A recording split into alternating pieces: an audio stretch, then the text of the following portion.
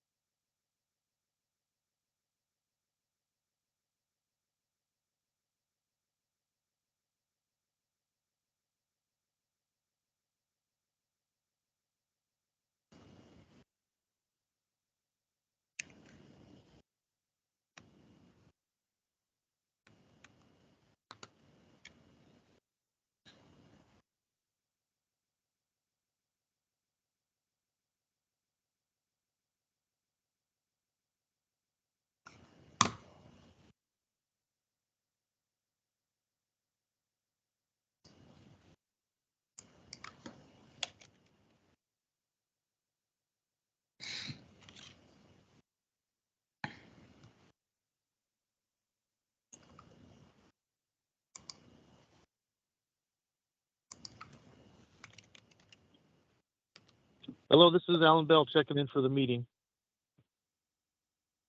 Good morning, Mr. Bell. We'll start shortly. Okay, thank you.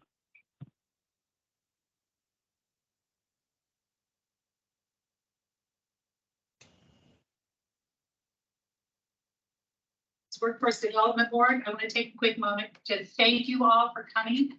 I know you have a lot of things you're going to do with your time, so I appreciate you spending the morning here with us in this meeting. Okay, we're going to go ahead and get started. Let's everybody just stand, please, for the Pledge of Allegiance.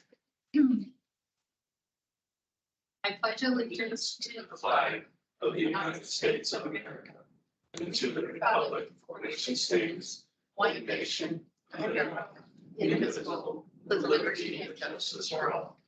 Thank you. Rachel, can I get roll call, please? Kendra Robinson, Here. Tommy Taylor, Here. John Deemer, Here. Alan Bell, Here. John Bennett, Here. Jean Bishop, Here. Lisa Brownfield, Nancy Campbell, Here. Vicki De La Reyes, Here. Kirk Lacey, Here. Sandra Minor, Here. Mark Ullman, Here. Davey Spurlock, Here.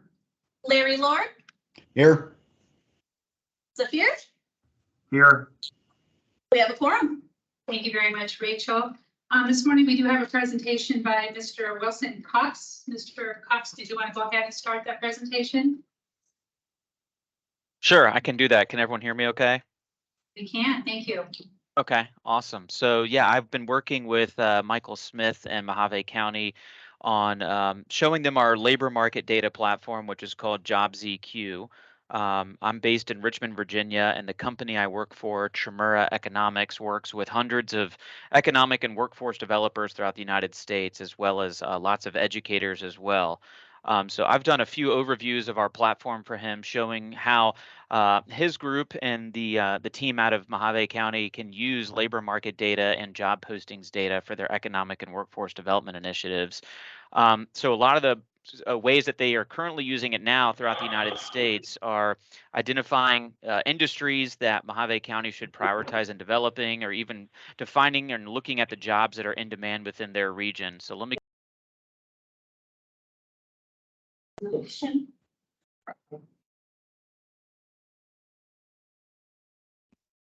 Oh, looks like I was accidentally muted. Hold on, let me go ahead and share my screen. You're good, sir. Can everyone still hear me? Yes. Okay, awesome. So one of the things that Michael had mentioned to me was, labor force participation rate was key to him and the team there. I also was able to show him all of our industry and occupation data that we have in the platform. So basically what we can do is show you all of the employment and wage data, whether that's for the entire county itself, or even down to the city and zip code level. And we've also got a lot of proprietary and patented analytics here in our tool. So again, it's a 24/7 access to labor market data and job postings data in the form of a software platform. So some other different analytics that you see here are, and again, these are all the tools in our platform broken out into different sections. I know the things that were key to Michael and his team were looking at industry data and occupation data for the region. We've also got analytics about labor availability and wages. We also have real-time data pulled in from job postings, and we're able to show you all the companies that are hiring within your region. Just a quick example of some of the industry data that we have here in the tool. I'll go ahead and run a quick query for Mojave County, and we can go ahead and take a look at a particular industry like manufacturing, and we can see which particular industries are going to be growing or in demand over the next 10 years. So looking at all the manufacturers there within the county, we show wood, kitchen, cabinet, and countertop manufacturing is #1, ready mix concrete, plastics products, and we show the employment within each of these industries, what the wages are across the industry, if they've added a lot of new jobs over the last 5 years, and then what the 10-year forecast is showing with employment growth, the number of people retiring or leaving the workforce, people that are changing jobs, annual percentage growth rates, and so on. So a lot of this data is used nationwide by economic developers as they're doing an industry analysis for their region or looking at targeted industry sectors. So I know this was something that was really important to Michael and his team when I was doing these overviews of our platform. And there's a lot of other analytics and tools that you can use as well, especially when it comes to looking at labor availability or workforce availability. We do have this what if analysis. So a lot of our current clients will use this when responding to RFPs and RFIs. If a business is looking to open up or expand into their region, it will show you the estimated new employer demand, how many people are currently employed in the region that could fill that role. We also show wage information for the region compared to the nation, occupations with similar skills that could fill that role, and then how many potential candidates there are per job opening within the region. So another really important tool within the platform. And I know Michael said I had about 10 minutes. That's kind of why I'm jumping around pretty quickly to some of the other analytics in the tool. And then one of the other really neat things about our platform is the real-time job postings data.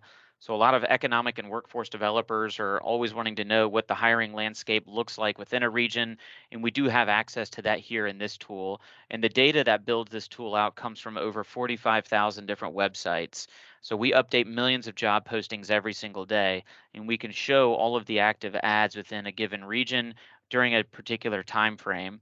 So over the last year, we've got over 13,000 active job ads within the region, and there's over 2,000 employers competing for workers within Mojave County, and we can show all of that data here within this particular tool. So here's the top 10 most popular employers that have posted job ads over the last 12 months. So we show the Regional Medical Center, Mojave County itself, LifePoint Health, Kingman Regional Medical Center.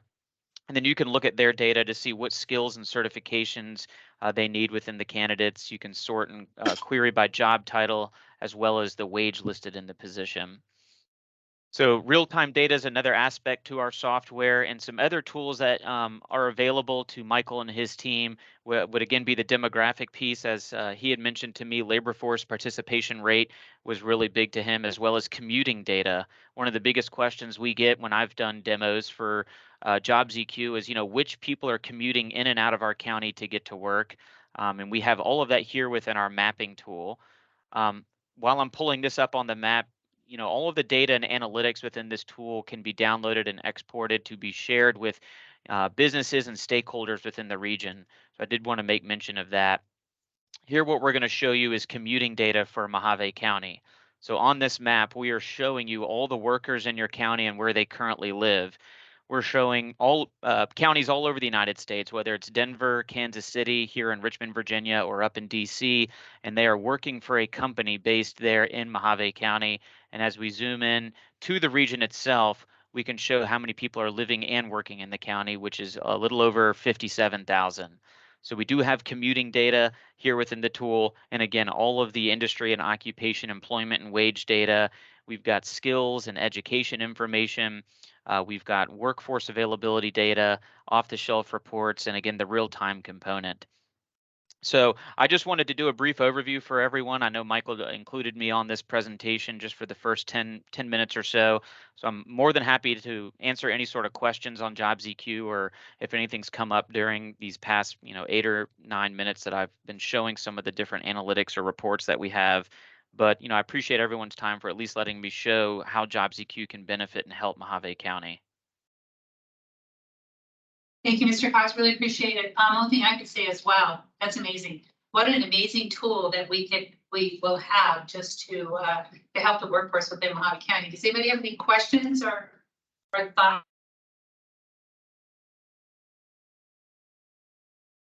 Right right away. One being, I have been approached by other local businesses that are trying to really figure out wage analysis, right? So how do we retain our workforce when we don't know what other people are paying? And for the business to go ahead and do those types of things, it's a heavy lift. As we're with this platform and our data, we can provide that information in a matter of, the turnaround time could be less than half of a day, right? We receive the information, we do the analysis, we provide it back to them. Now they can in real time go back to their their administration or management team and say, look, this is what we found. This is the direction we'd like to move. And it really would help the organizations as we're looking at it to be able to scale their wages to meet the appropriate demand of the workforce requirements here in Mojave County. So changing up a little bit too for the people that walk in our door, for the people that we serve, our residents, our community members. What's interesting is instead of them having to bounce around every single different webpage, they can sit with a career coach. Oh, you want to do welding? Here's the 8 companies that are hiring. These are the requirements that they have. So having that information will be beneficial for all of our career coaches in our job center here as well. And lastly, I would say this board also has currently going to be 3 economic people here shortly for the counties as well. So Mojave, you have the Kingman Economic Development, Bennett Brownlee, who will be voted on today later. You have Tammy Ursenbach as well from the county, and then other people from La Paz too. This will give them the economic data. We can share that information really to make sure that we're addressing all the needs of the county as well as the economic development, because they truly do go hand in hand. Okay. So Director, what you're saying is, I'll just use myself for instance. So as Al, I can give you a call and say, hey, we're going to think about, we're going to post some installers. Can you give me any kind of data? What's going on with that? What kind of page you would be offering, and so on. And maybe they have the information back to me. I would say, being that we provide excellent service, it would be less than a 24-hour turnaround time. Perfect. Thank you, Director. That's amazing. Madam Chair, if I could, I would also like to ask Sarah Carl, the workforce manager. She's also sat in her presentation, had some opportunities to share her thoughts about the program as well. Absolutely. Director Smith. Chairman Robinson. So data drives us at the end of the day. We're a rural community spread across pretty vast county, 2 counties. And being able to pull direct, for me, I like to focus in on skills gaps.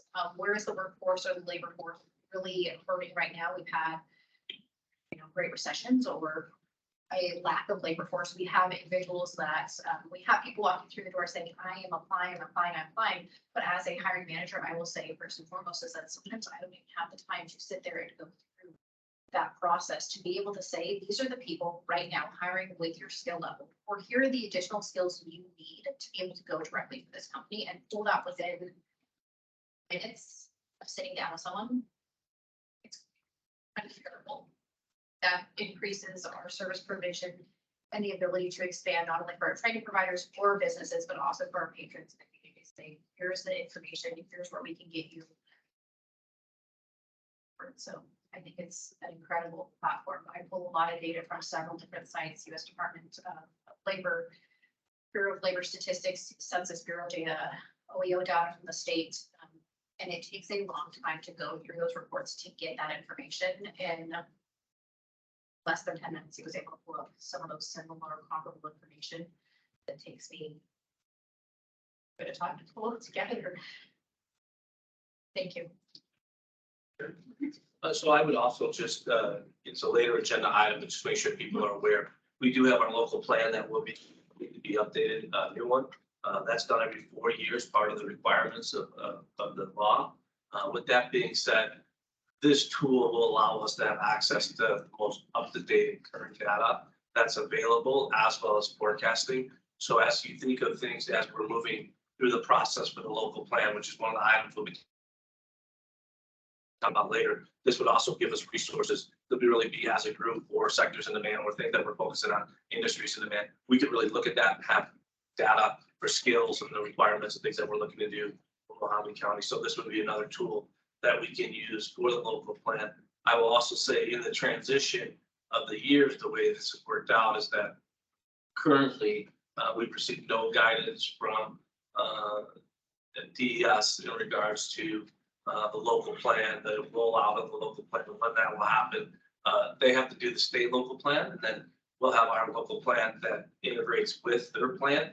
So it takes time, but part of it is if you review the local plan or the understanding, just so everybody's aware, it ends on 6/30, 2024. So with that being said, we're looking at 12 months, right?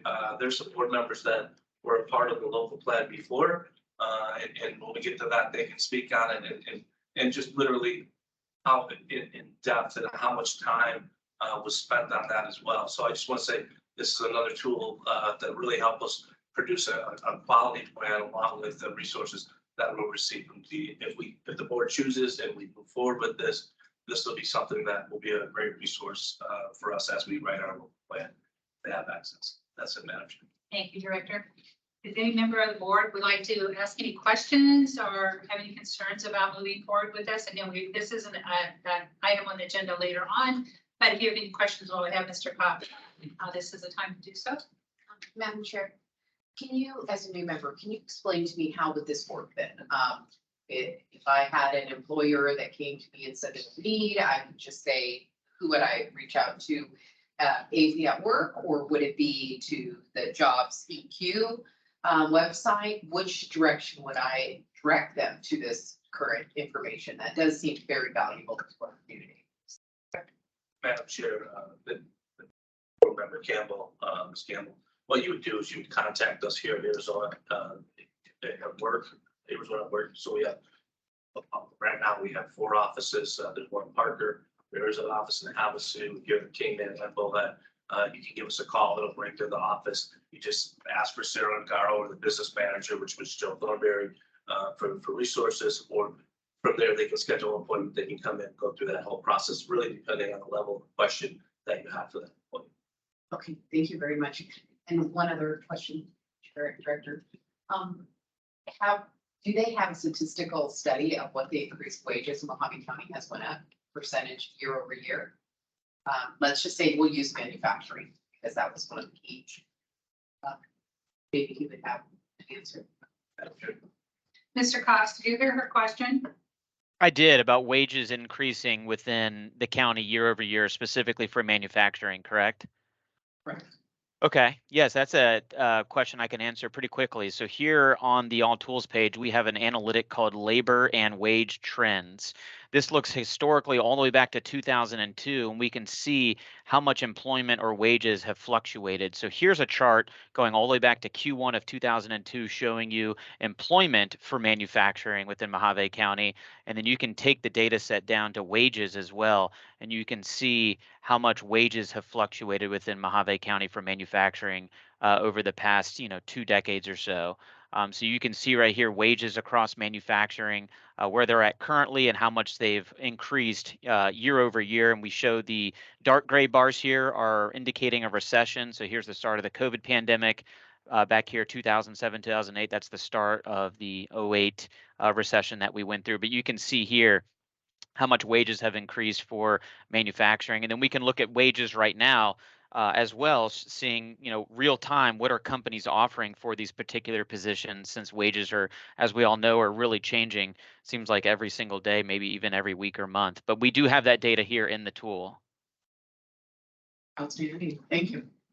What, how amazing this was is, it's like you guys almost rehearsed this. He had no idea what your question was gonna be, and boom, he had your answer in a matter of minutes. So, that just shows you how amazing this program is, and how Mojave, Yeah. how Mojave La Paz needs this to be part of our, everyday helping the workforce. So, absolutely. Thank you. Anybody else have any questions? All right, we'll go ahead and move on. We're trying to be very respectful of everybody's time this morning. Item 1, approval of the January 26, 2023 meeting minutes. They were part of your agenda with the backup. Do you have any questions or concerns about the meeting minutes? Madam Chair, I motion to approve the minutes as follows. Thank you, Nancy. Can I get a second, please? Second. Thank you, Vicki. All in favor, say aye. Aye. Any opposed? Aye. Hearing none, motion carries. We're going to item 2, review of Mojave La Paz Workforce Development Board attendance, resignation, request for nominations to join the WDB, new renewal appointments by the Board of Supervisors. Director Smith. Thank you, Madam Chair. So here, we have quite a few changes that will be taking place. So Regina Martinez, she's not on the call with us today, but I did want to thank Ms. Martinez for all the service that she's provided to the Workforce Development Board, as well as the citizens of Mojave County and La Paz. So I wanted to recognize her for that. She's going to resign, or she has resigned. Z, who's on the board, the economic development for La Paz, is also the CEO of the hospital, and he'll be taking that position. So it will just be for the remaining term of that position. Gary Kellogg resigned and appointed Bennett Bradley to take his position. And so Bennett Bradley will take the remainder term of Gary Kellogg's term. Maria Handel resigned. She was with us from title Voc Rehab. So Brandy Rowe will be taking her position on the board for the DES Voc Rehab Title III. And then Z Jannard is on the board currently, and he promoted Casey Hacker to take the remaining of his term as well for these. So these were the resignations and replacement of current board members. And their terms will be stated as the remaining terms that can be found in the roster. Moving on, term renewals. We have Mr. John Bennett and Dana Miner, both with 4-year term renewals. So that'll be that. So the motion, Madam Chair, is we would need to accept resignation and replacements in the term renewals, people that were stated. Okay, I'd entertain a motion to Make a motion to approve the. oh, right, that's right, to approve the resignations and replacements term renewals. and a term renewal on the board. A motion to approve. Thank you, Deemer. Can I get a second? I'll second. Thank you so much, Davey. All in favor, say aye. Aye. Aye. Madam Chair. when we're done with this item, before we're done, I also just want to bring to the attention of the board attendance. That this is something that I really want to go back and focus on. I'll share this with all the board members. We reviewed this in the executive committee as well. There are some board members that have missed, right? And so here you can see the requirements to be a part of the Mojave County Workforce, Mojave La Paz County Workforce Development Board. It's really important that all members are here. We've never not had a quorum in the past 2.5 years, but we really need to engage. I just want to make sure that people are aware of the policy for attendance. That's it. Okay, move on. Anybody opposed? Hearing none, motion carries. We're going to go ahead and move on to item 3, review and accept revised Arizona at Work Mojave La Paz MOU, Memoriam of Understanding and Infrastructure IFA for program year 2023 to 2025. Director Smith. Thank you, Madam Chair. So this is something that's done every 3 years. We've reviewed this several times. We've made several updates. With that being said, we worked with all of our partners to come up with this MOU IFA. There were very few changes. They were minor changes, but they were changes that were required to be made. And none of them had any significance in regards to the way services were provided. And this is the new MOU IFA. And I'm sorry, Madam Chair, this was reviewed by the county attorney, William Davis, who's with us today. Thank you, Director. Any questions on this item? Hearing none, I'll entertain a motion, review and accept the revised Arizona Work MOU and IFA. So moved. Thank you, Tommy. Can I get a second, please? Second. Thank you, Nancy. All in favor, say aye. Aye. Any opposed? Hearing none, motion carries. On to item 4, to review and accept the conflict of interest between Mojave La Paz Workforce Development Board and Mojave County and revised chief local elected officers field agreement between the chief local elected office officials in Mojave County, La Paz County, and Mojave Workforce Development Board. Director Smith. Thank you, Madam Chair. So for the new board members that are here as well as online, this here is something that we do every year. This basically just says how all the parties that are involved with the process will work together. It lays out the bylaws, it lays out the roles and responsibilities of the chief elected officials, who will sign what, so forth and so on. And this also was reviewed by Attorney Davis from Mojave County. That's it, Madam Chair. Any questions on this item? Okay, hearing none, I'll go ahead and entertain a motion to accept item 4 of the agenda. Madam Chair, I motion to review and accept the conflict of interest agreement between Mojave and La Paz Workforce Development Board and Mojave County and revised chief local elected officials. Thank you, Nancy. Can I get a second, please? Second. Thank you, Tommy. All in favor, say aye. Aye. Aye. Any opposed? Hearing none, motion carries. Move on to item 5.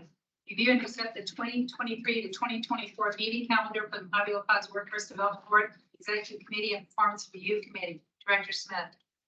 Madam Chair, so the dates here are proposed. I have no other further comments. They speak for themselves, but this will be quarterly for all of the committees that we have to the Workforce Development Board. Thank you, Director. Entertain a motion to accept the calendar meetings, our calendar for Mojave La Paz. Motion to accept. Thank you, Deaver. Can I get a second? Second. Thank you. All in favor, say aye. Aye. Any opposed? Hearing none, motion carries. Move on to item 6, the nomination for non-voting performance review committee member. Director. Thank you, Madam Chair. So this is 2 items here. It's not only for, so when we were doing the board recertification, we submitted all of our documents. One of the things that came back was that we needed to have these 2 positions on there as well for the standing committee, because the performance review committee is a standing committee, and part of the requirements would be that we have representatives here. So the representative of administrative entity would be myself, and then Tyson, are you on the call? I believe I saw Tyson. I am, yes. Tyson, before we move forward with this, the other person here, the other person that we'd recommend would be one-stop operator here. And Tyson, if you could, I know that you have somebody that's going to fulfill this role for us. Could you go ahead and tell us who that is and a little background information on her as well? Absolutely, I would love to. She's going to be starting on Monday. Her name is Stephanie Cabrera. She has a background in corporate workforce. So she's been working for the past about 5 or 6 years for a company. It's stationed out of Phoenix, but she's been working online out of a company that helps people find jobs in an area. I don't know the name of the company off the top of my head, but before that, she was a recruiter for a couple of corporations in California. So she is new to WIOA. However, she does understand what workforce is all about. So there'll be a little bit of a learning curve for her as she starts, but she'll figure it out. Thank you, Tyson. You bet. Okay, is there any questions at all about item 6 of the agenda? I need a motion to nominate the non-voting performance review committee members. So moved. Thank you, Tommy. Can I get a second, please? Second. Thank you, Nancy. All in favor, say aye. Aye. Aye. Any opposed? Hearing none, motion carries. Moving on to item 7, review letter of support from Mojave Community College RISE Grant. Director Smith. Thank you, Madam Chair. So Mojave Community College reached out to us, asked if we would support this grant again. We agreed. Madam Chair signed this, and we wrote the letter, signed the letter of support. If there's any questions, we can address that. Any questions from the board on that? This was a discussion only, so we do not need to make a motion for that. Moving on to item 8, review and accept the MCC ETPL additional request for marketing, social media, anger management, emotional intelligence, Google search, IT support, professional sales skills, and profit mastery. Director Smith. Thank you, Madam Chair. At this time, I'm going to ask the workforce manager, Sarah O'Donnell, to walk us through these different ETPL program additions. Thank you, Director Smith. Thank you, Madam Chair, for that helpful for this agenda item. I appreciate it. So right now, we've been working with FCC, and they did come to us specifically with these additional requests for the ETPL, specifically to support different businesses. We really like the marketing aspect. I can say that when you are seeking marketing or any type of social media and you're having to outsource that, it can be extremely costly. So being able to train your in-house individuals to be able to provide that service is amazing. And it's not for a huge cost for them to have to go through this training and certification. So we are asking to add that. The additional technical or IT with cybersecurity functions is definitely required within our businesses. They do have IT, they do have in-house functions at certain times, but some of our smaller businesses may not have those capabilities. And so being able to support them in this aspect of saying, here it is, the courses, it is right here in your backyard, to provide them those services, we're excited to do. I know that anger management and emotional EQ seems like an odd one to add to the ETPL. We've found while polling businesses in our community and a lot of the workforce excellence courses is that when we were working with individuals, they have been promoted very efficiently as we had a large resignation. I will never forget my first board meeting as a supervisor for this department, and it was right in the thick of COVID, and I think half the board resigned at that time. And we saw that, I mean, just on our board, but within our community. And then we had individuals who had maybe worked in positions and then were very quickly promoted, but without the skills and training into a very highly stressful situation. You're all essential workers, keep it going, move forward. And they may not have that education or components on how to utilize emotional intelligence. And we talk about anger management, but more in a broader spectrum of how to facilitate very tough conversations in the workplace. And so MCC has utilized creating curriculum for this and education that we want to be able to offer. And that kind of carries into the life skills, understanding sales and product management or product sales. I apologize, I should probably wear my glasses every once in a while. And lastly, we are looking at financial planning. And I think it was specifically Fit Mastery, where this is going to kind of move forward with financial analysis, cash flow, and finding financial gaps. And again, this is mostly targeted to our smaller businesses, not towards larger organizations, where again, we have people who have developed their business, they need that support and they need these educational certificates to be able to provide services and not go under while trying to facilitate their businesses. We need to request this from the board to add it onto the ETPL to provide at a local level. Any questions for Sarah and Garma on that, on item 8 of the agenda? Okay, I'll entertain a motion to approve item 8 of the agenda. I'm going to try that one again. No? Thank you, David. Can I get a second, please? Second. Thank you, Nancy. All in favor, say aye. Aye. Any opposed? Hearing none, motion carries. Moving on to item 9, review and accept Creative Care ETPL cost increase for nursing assistant training program. Director Smith. Thank you, Madam Chair. So I'm gonna at this time ask Sarah O'Garl, workforce manager, to talk on this one as well. Thank you. We've worked with Creative Care for the last 3 years to provide in-house services for CNA certificates. We work with FCC, we work with other community colleges. Well, this gives us an additional resource to be able to provide that service. The reason for this specifically is so that if you go into the hospital or if you go to FCC and you receive those CNAs, you have to do your clinicals at a different site. So this will allow for people who do training currently with Creative Care to go to FCC or some of the local hospitals to complete those. So having a robust ability to provide these training services not only increases how we're able to provide them throughout the year. If MCC running a cohort, we do not have to wait for the next semester. We can work with Creative Care or some of our other training providers. As we've seen with inflation, textbooks and things have gone up. We're going up about $135 from what it previously was. So we're asking for a minimal increase onto the ETPL to cover the inflated costs. Sarah, any questions on this? I get a motion to accept the Creative Care ETPL cost increase for nursing assistant training program. Motion to accept. Thank you. Can I get a second? Second. Thanks, Nancy. All in favor, say aye. Aye. Aye.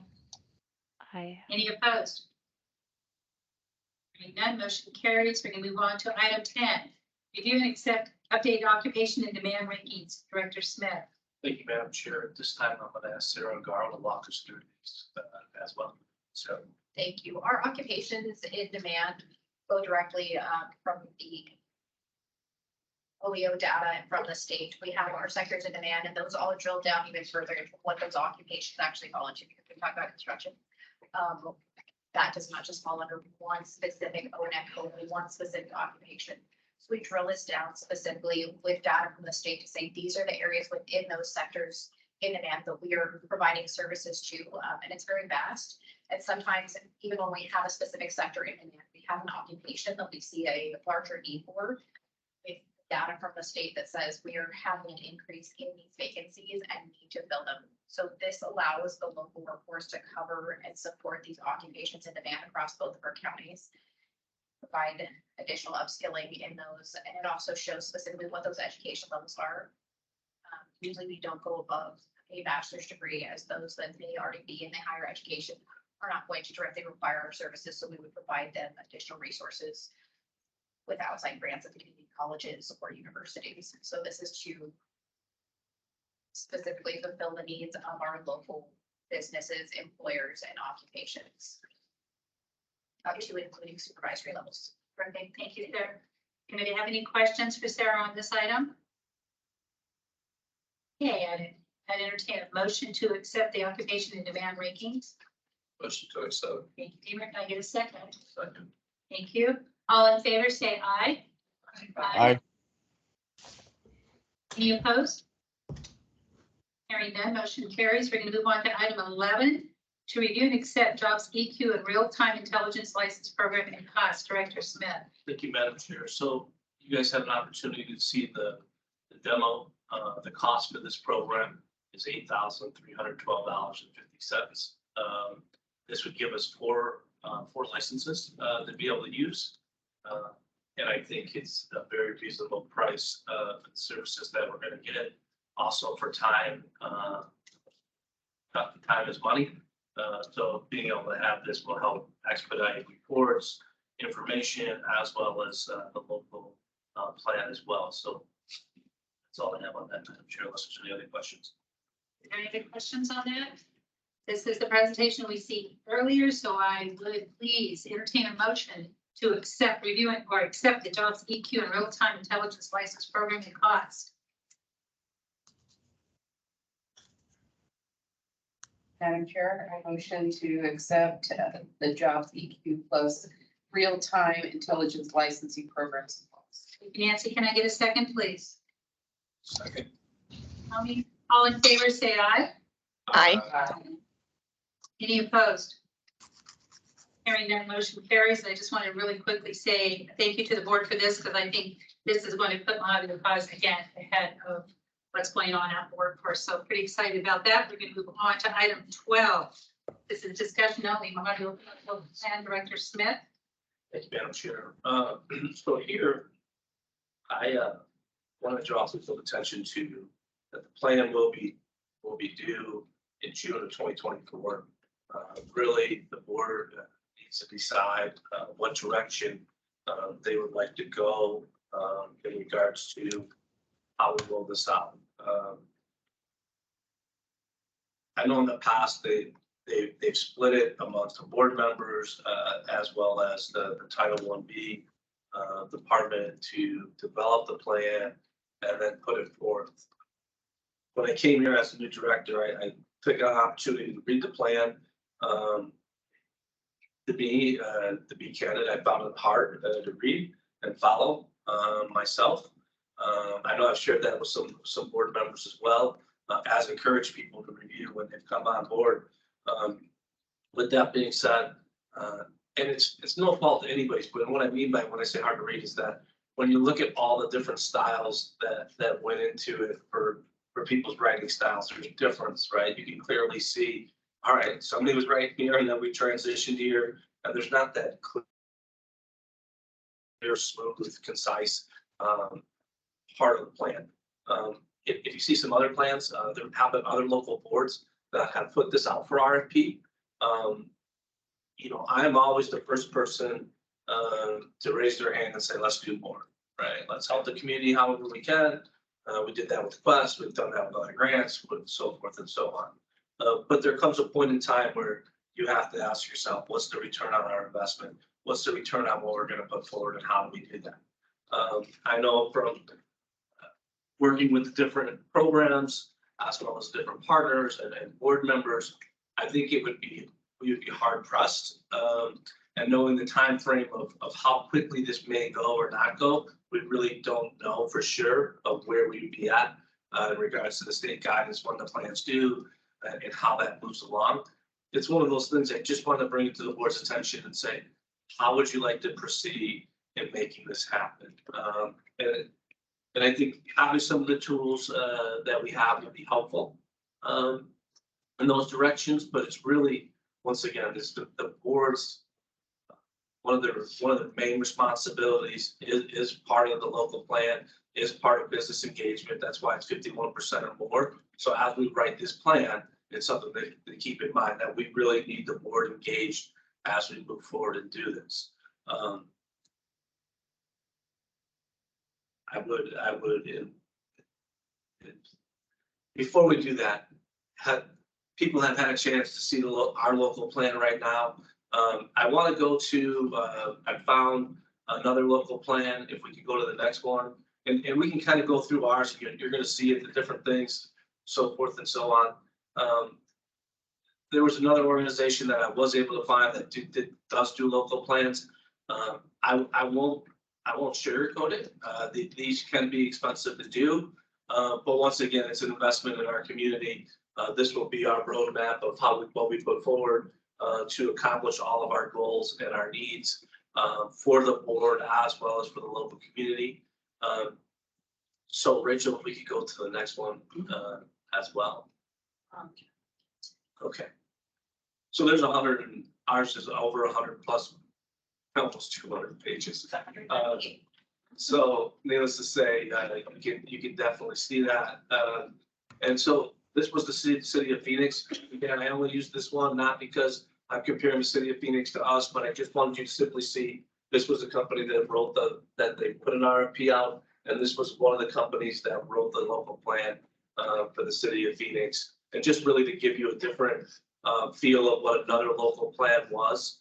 And we're not saying that we're going to go with this one by any means, but I just want people to see another local plan and have an opportunity to review how that was laid out as well as a comparison from one to the other. Madam Chair. So Director Smith, just so I understand, we are asking, we want to put it out for RFP, not necessarily that we're going to accept any bids, but we want to see what it's going to cost, basically. So part of this was, there's no action that's required here, but part of it is that I wanted to bring this forward to the board and say, what is the board's plan, right? How do we want to move this forward? The timelines, getting smaller, right? You've seen the next time we meet is 3 months from now, right? That puts us within the year of the requirements of the new plan to be done. It's really, it's a short window. With that being said, there's two different ways that if you put an RFP out, it can be done. You can put an RFP out where you don't actually put a price tag and you say there is no limit. Please present us with a proposal. There's other ones which, have spoken with procurement. They encourage us to actually put a dollar amount and then move it forward and say, this is what we would like. This is what the requirements are within the RFP. Here you go. Please submit us a proposal, right? It doesn't say we have to accept, deny any of those.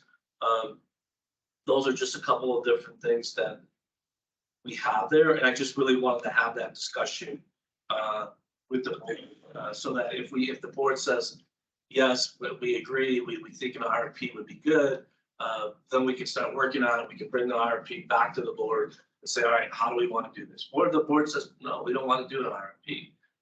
We want to do it and write it. And either way, even if it's done through an RFP with an organization, that organization will do the bulk of the writing, also facilitate the meetings, bring the different businesses together. It will be their responsibility in regards to that process. So that's what I was asking when I put this on here for the agenda items, is really discussion for the board.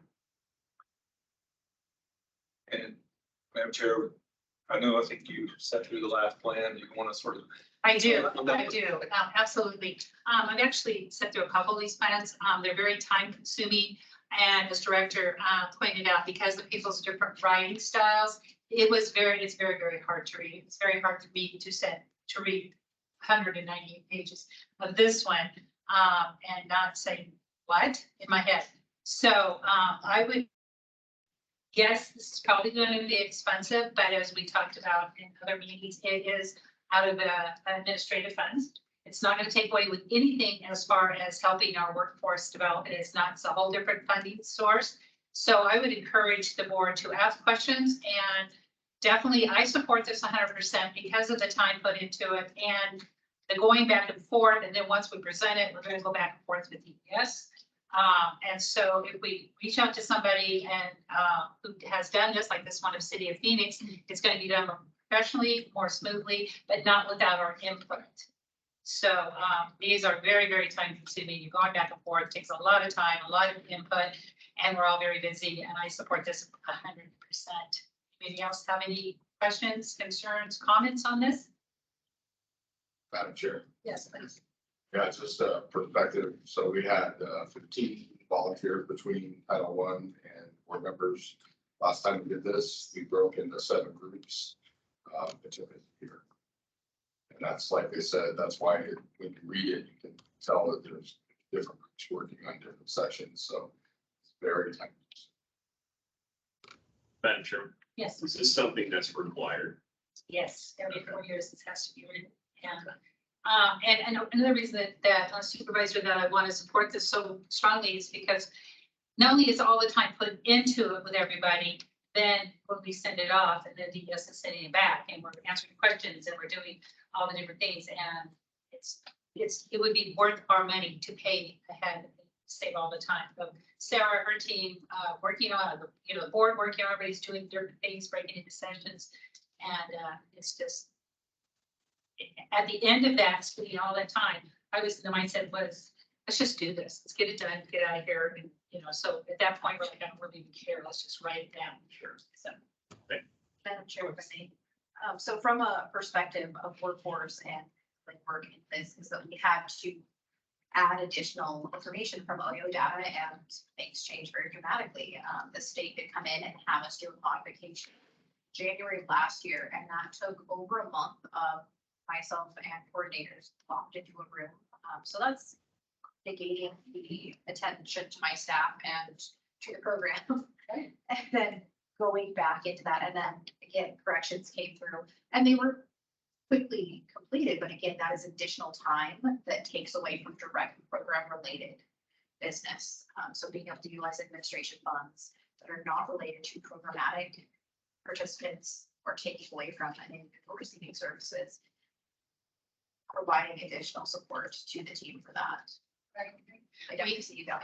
Yes, we need Sarah's team working with our job seekers, with our county. We need that time spent on them, not in a locked room writing a plan that we could have input on, but not have to spend all the time. But any other questions? Concerns? Just a quick question on that. As Sarah brought up, and as the revisions are made going forward, that's all going to be covered under the RFP. For how long? How does that go on? Or is that something that's a condition in the RFP? So that's a great question. But part of that, it's my understanding is that the way it was done before is the RFP would be for the local plan. So when you think of the local plan, the way it works, to go back to Supervisor Gould's question, and give the board a little further guidance and understanding, part of the law requires every 4 years, local as well as the state reviews and comes up with a comprehensive plan of how they will address the workforce business needs, as well as the individual workers for trainings and other developments as well. This here gives the Sarah's department, Title 1B, a clear roadmap of the different areas in demand, the goals, the responsibilities, the things the board would like to see focused on, and that direction. So that's done once every 4 years. The second thing that Sarah mentioned earlier was at the 2-year point. Part of the law requires that at 2 years, you have to update that. So then we receive information from OEO, the Office of Economic Opportunity, as well as people from DES with guidance on that for the 2-year revision. That part normally, it's my understanding, and once again, it's my understanding that wouldn't be a part of the RFP.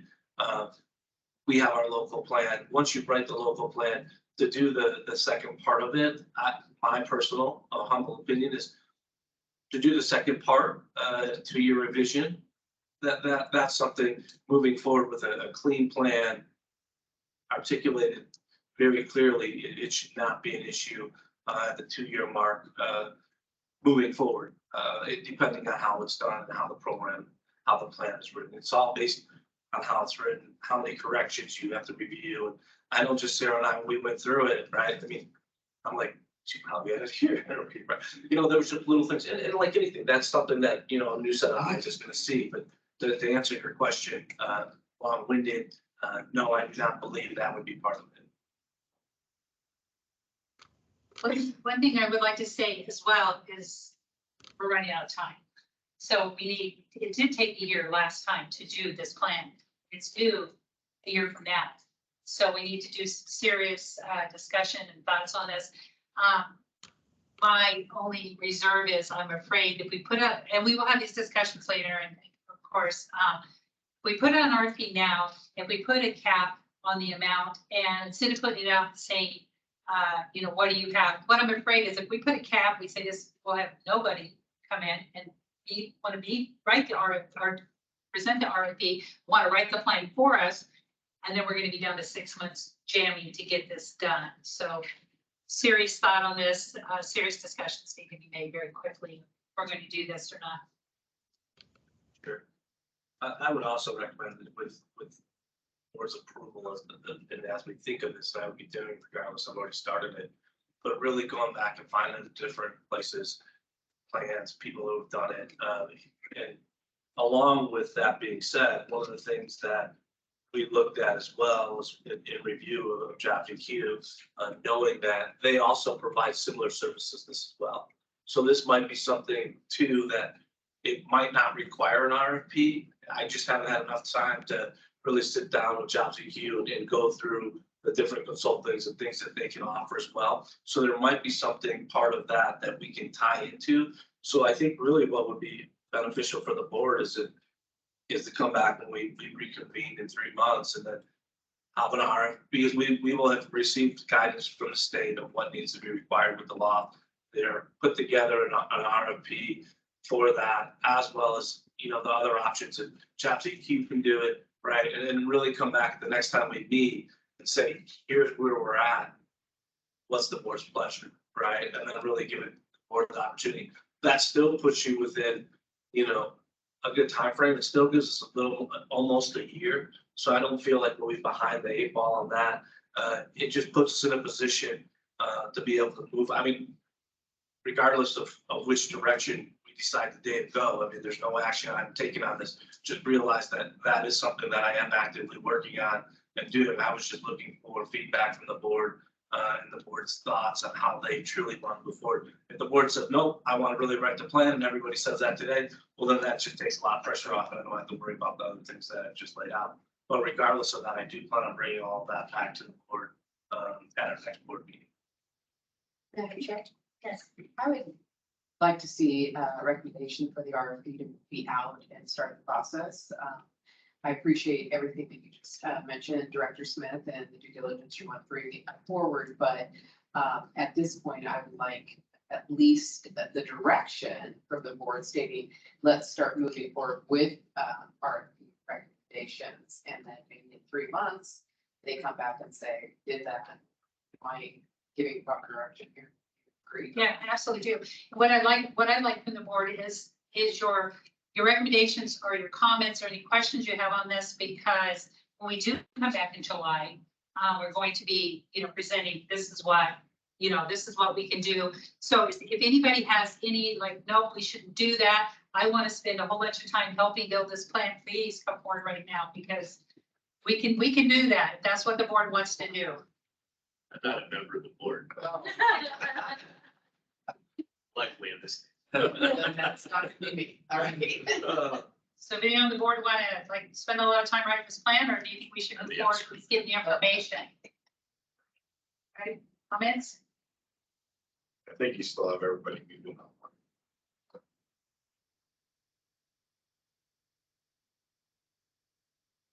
Okay, all right, we're going to go ahead and move on to the next item. Item 13, Workforce Development Board convening, Director Smith.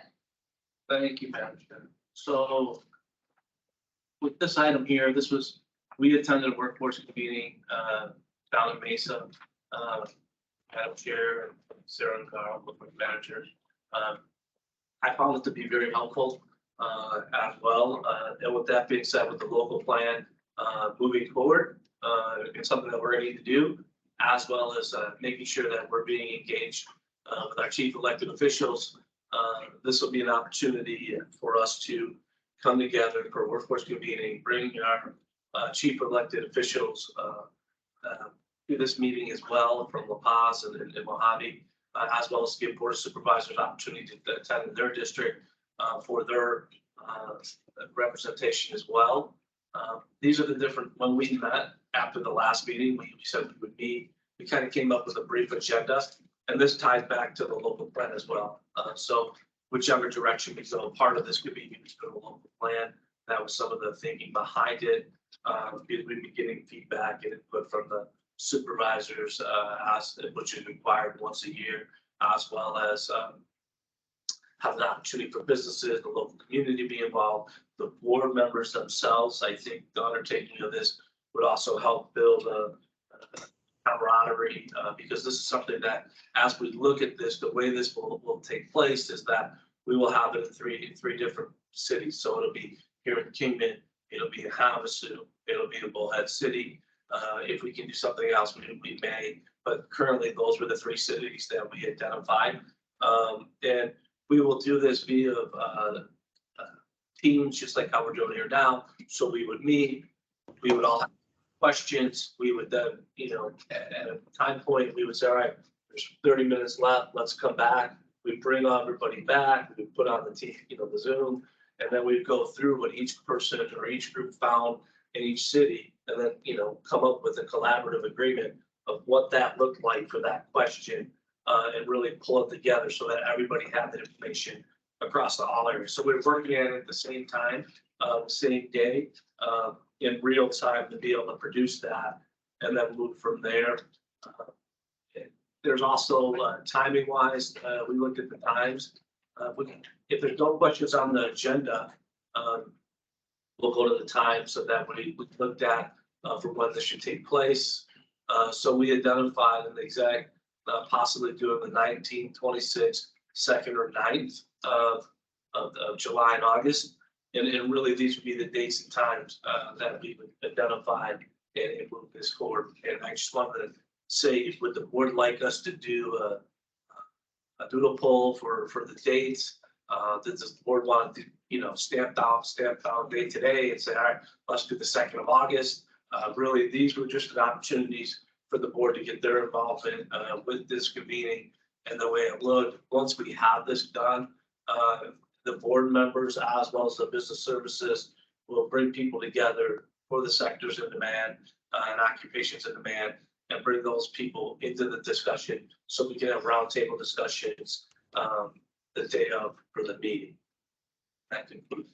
Thank you, Director.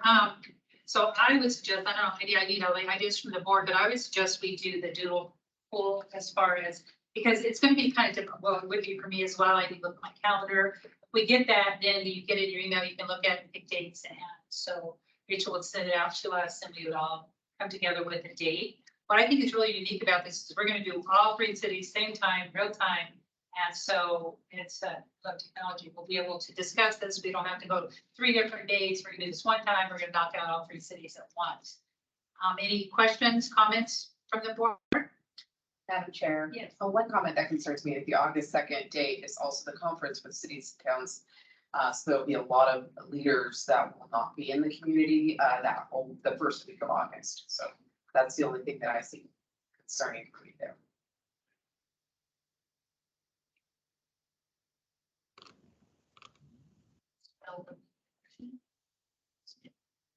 Yeah, I think that let's get a motion to go through the poll and Okay. get locked in a time, and then we'll go from there.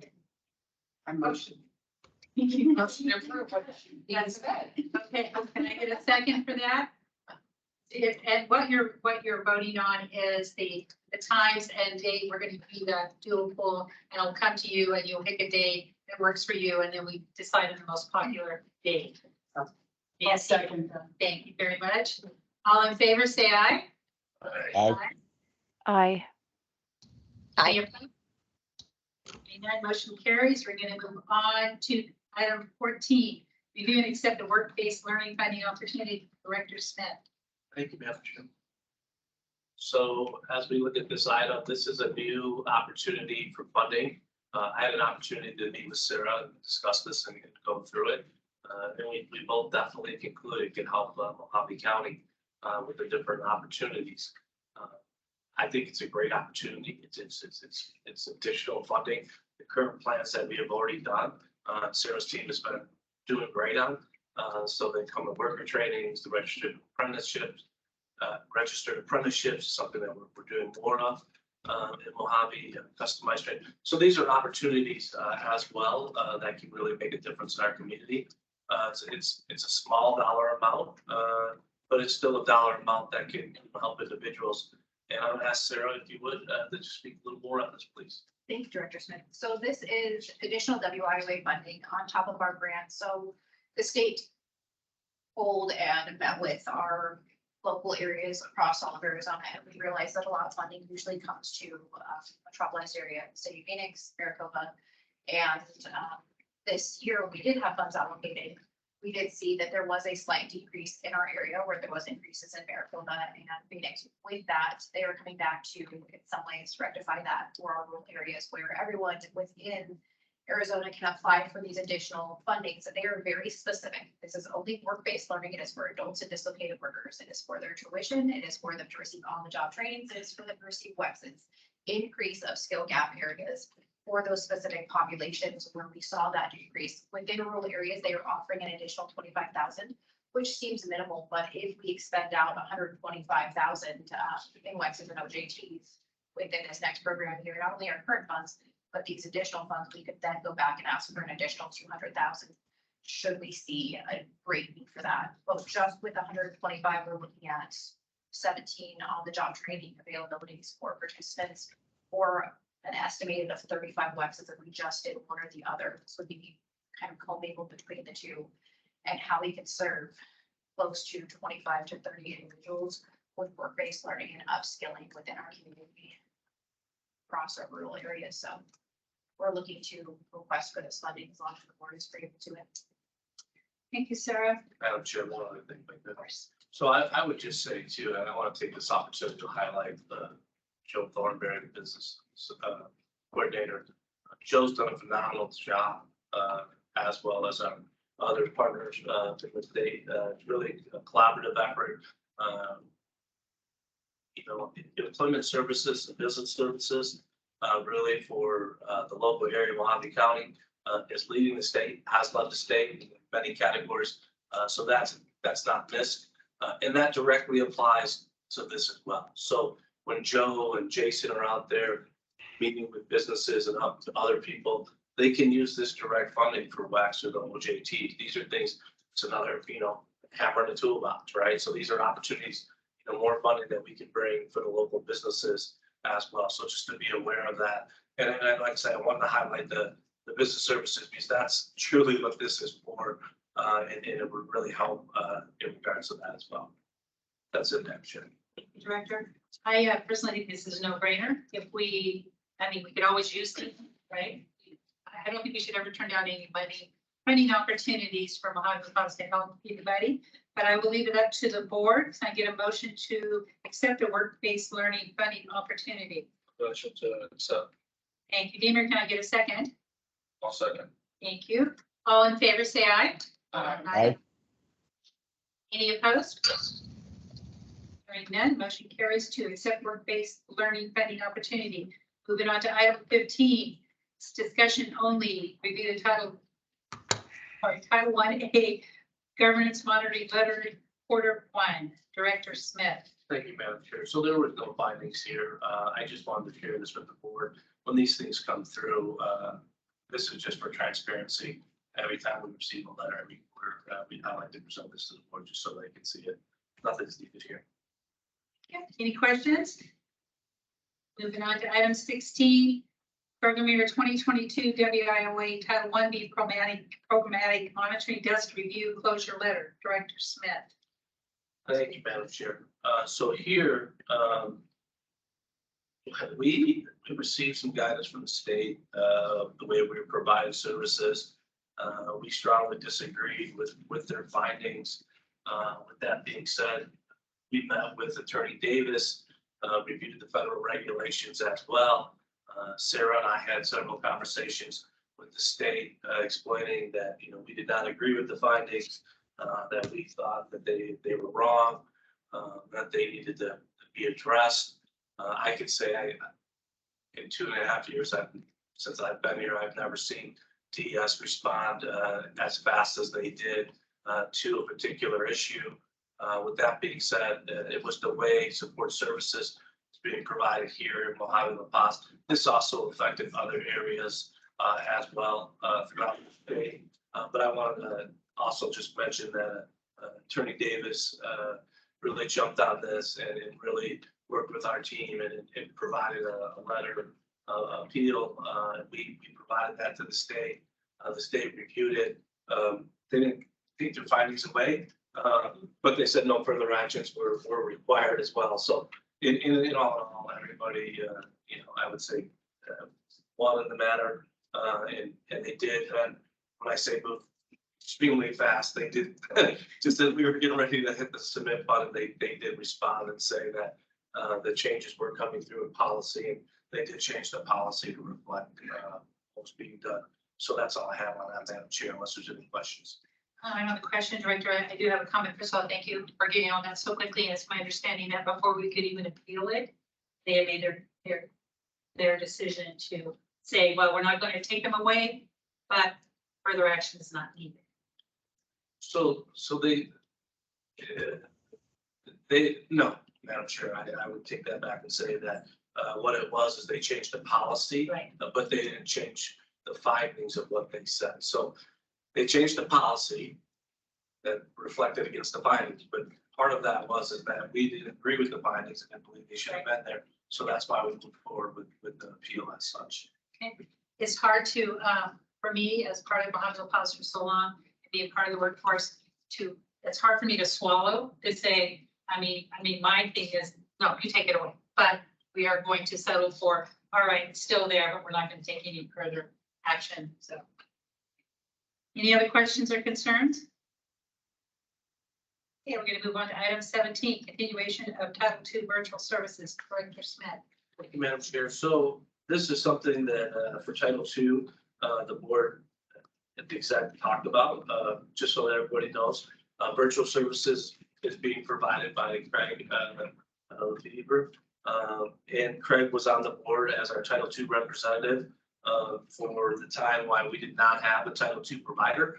Now we do have 2 local Title II providers, one for Mojave, one for La Paz, but those aren't providing virtual services. So it's still recommended, and it doesn't cost Mojave, La Paz anything. As a board itself, there's already funding through the Department of Education that actually provide that service. So really, it's just continuing to offer the community virtual services.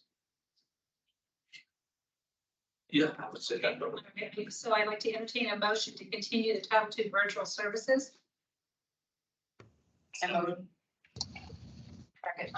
Here we have a first and a second. All in favor, say aye. Aye. Aye. Any opposed? Hearing none, motion carries. Moving on to the next item, financial recap for program year 21 to fiscal year 22 funds. Director Smith. Thank you, Madam Chair. So I worked with Sarah and Chris Register on this, and really part of it was so that we could come back to the board 2 years ago or a year ago. We did not expend all the funds at that time. With that being said, it was the board's recommendation that with the 2-year contracts, because they roll over. So for the board members that are new, understand that we have 2 contracts each year. So we have a contract that's ongoing, then we receive another contract. So they're 2-year contracts. And so the goal of the board was to expend over 20% moving into the next year's budget or program, so that we're expending those funds. We're going to expend our funds for this year, so meaning that all the funds that are remaining for this year, we will expend those. And then we will move into the current year, the second year contract, and we'll be spending those funds as well. So I'm happy to see that, the report out that yes, we are doing that, and that funds are being expended, and that the team is whole, and that we're really making a difference in the community. And I'm going to ask Sarah Garland, the workforce manager, to walk us through these line item by line item. Thank you, sir. So currently, we have a very colorful sheet up here of the orange and lavender color at the top, or basically that one is our current program and fiscal year. We have current transfers from our DW that went into our adult funds, which we are expending out. That allows us a much larger capability. Dislocated workers have a very specific criteria to serve. With transferring those funds into our adult population, we've been able to serve a larger, more broad participant base. So currently with our contract amount, what is actually expensed and our forecast for administration in fiscal year 22 and program year 21 up at the top, we have a remaining of about $3,900. Again, with things changing, with additional expenses going out, that will be expensed by the end of this program year. Our PY 21 adult program and FY adult program funds, you can see that we have that transfer accounted for. We have what is currently expense, which means that is in the books, it is in green, it is not an obligation or a figurative number, but an actual number that has been expensed this time. And then our obligations is what is currently going out or projected to go towards our participants in on-the-job training, WEXs, ITAs, any and all services to our population, which zeroes out our program year numbers, leaving about 188,000, which is going to go towards additional program costs. So those two are going to be zeroed out very quickly here by June 30th. And we're hoping to again expend some of the numbers into our new program years.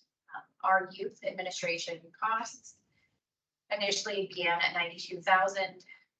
We do not transfer any DWs into that. Nothing from adult or DW can go to that. So those numbers stay very full. For administration, we've expensed 50,000 of that, and we have an additional forecast of about 40,000, which will leave us about 3,200 into that area. That's a very small number. We still have an additional 2 months with a lot going on in those 2 months before June 30th, where that will also be zeroed out very quickly here. For our youth program of just under 833, I'd say $34,000. We've expensed to date, or as of March, 591,000 of those, and we have an obligation just under another 100,000. We have projected expenses to go out of about 130, and direct program costs of another 20,000 to throw that out, and also expend some fund in the new program year. So we're looking really good going into our new program year, and also moving forward a little bit more strategically so that it doesn't hit June 30th and we're not in all one panic. We do not want to send funds back to the state to be allocated elsewhere. Our dislocated worker funds, you can see that those are currently zeroed out. There's very little, I would say just a little over 3,000 that is sitting in those funds that we're utilizing every day. And again, this was as of March because the closeout of each month usually happens the middle of the following month. So this doesn't include anything from April at this time. So these numbers have changed dramatically for us and further into the green. And then we have the additional costs that are going into our new program and fiscal year.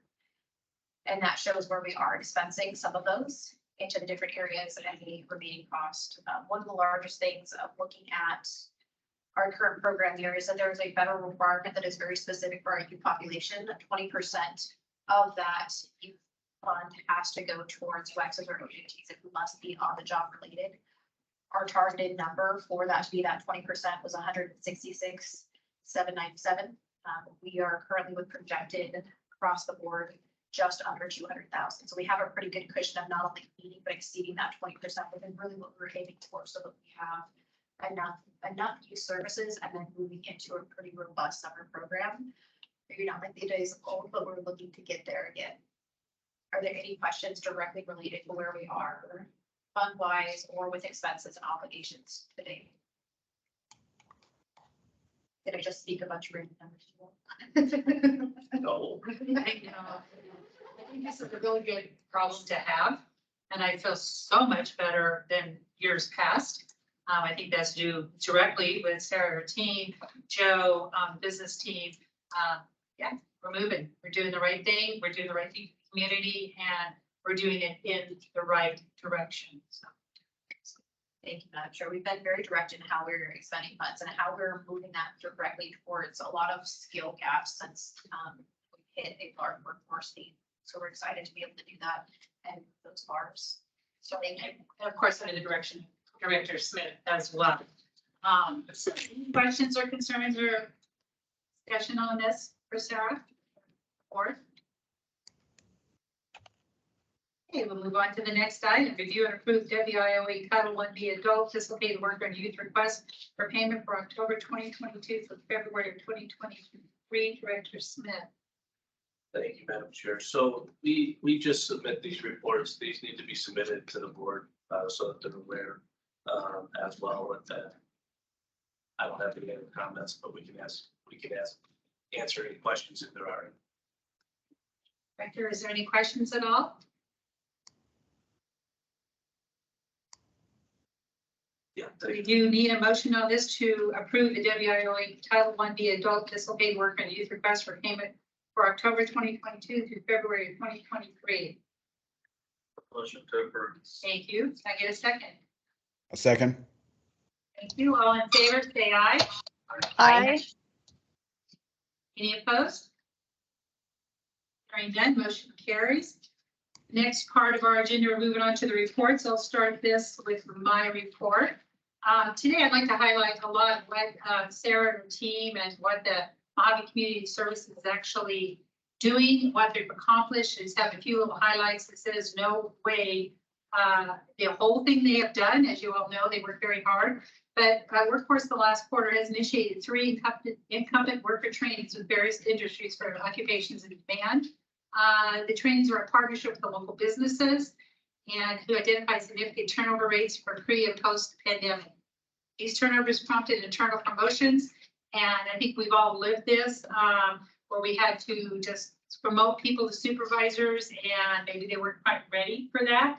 So these trainings were to establish the skills necessary for management and supervisor's roles. So we're putting these people into supervisor roles with more background, more skills, what they need to actually step up and do this. With support of Mojave Community College and Arizona Work trainings opportunities for these businesses severe lacking. Required training for the leadership was made possible to increase skill sets and retain skilled staff members. I know I've seen this all over Mojave La Paz. I've seen them because of the pandemic, we move people into supervisors positions. They're not quite ready. It's caused some issues for different employers across Mojave La Paz. So this is definitely a great thing that we needed. Partnership with the state of Arizona, apprenticeship office is progressing to complete registration for local HVAC apprenticeship program into the ETPL, securing their first 2 registered HVAC apprentices in Mojave County.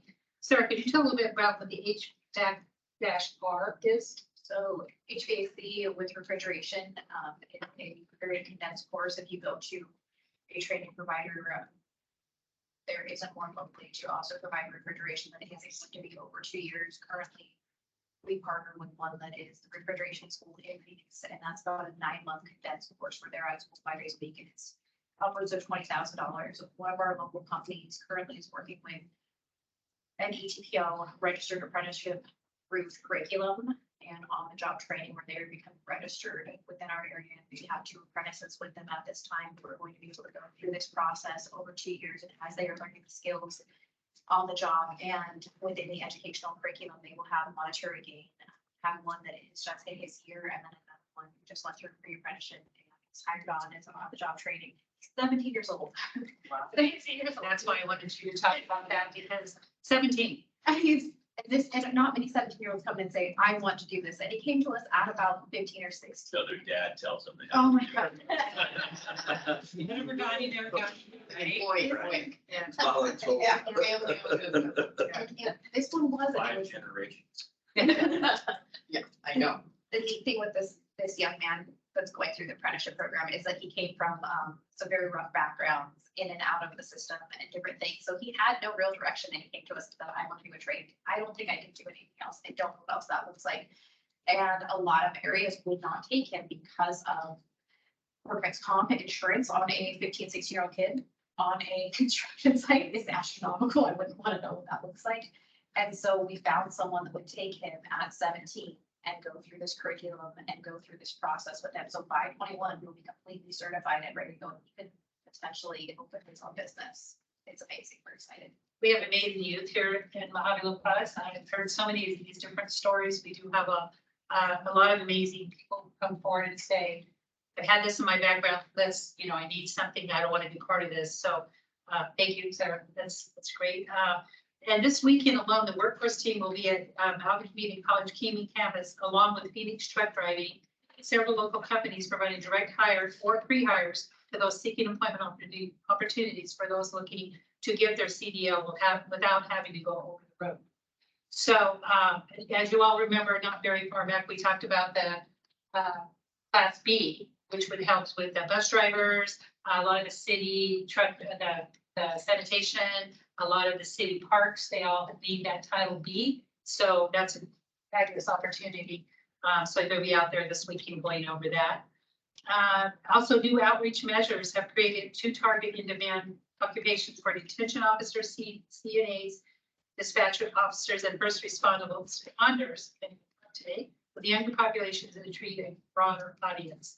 The videos provided, we're gonna go, with respect to your time, we do have a few minutes. I want to kind of play these videos so you can get an idea of what is going on. Well, Rachel, thank you.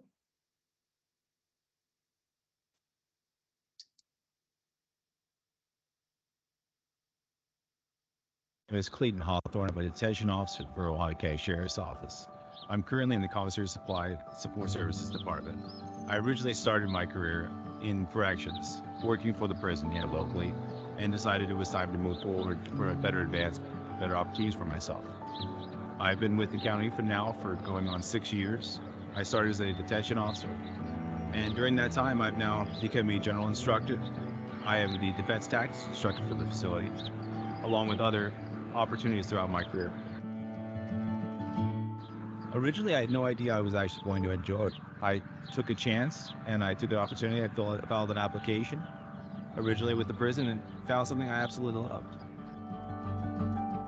The diversity, ultimately my day-to-day experience is unlike no other I've ever had throughout. Patience and understanding. It offers a lot of challenges and there's a lot of adversity. However, the rewards ultimately outweigh those. My communication skills. Everyone wants to get better. Everyone wants to participate in their families and their personal lives on a better level, having more understanding. All individuals have to have a bare minimum of a high school diploma or GED equivalent, pass a background check, and then successfully complete detention officer certification. Honestly, the slower pace of life. The slower pace of life is probably the best opportunity for it. You got everything around you, all the surrounding areas. You've got the activity and the entertainment. However, here in this rural section, it's a little slower pace.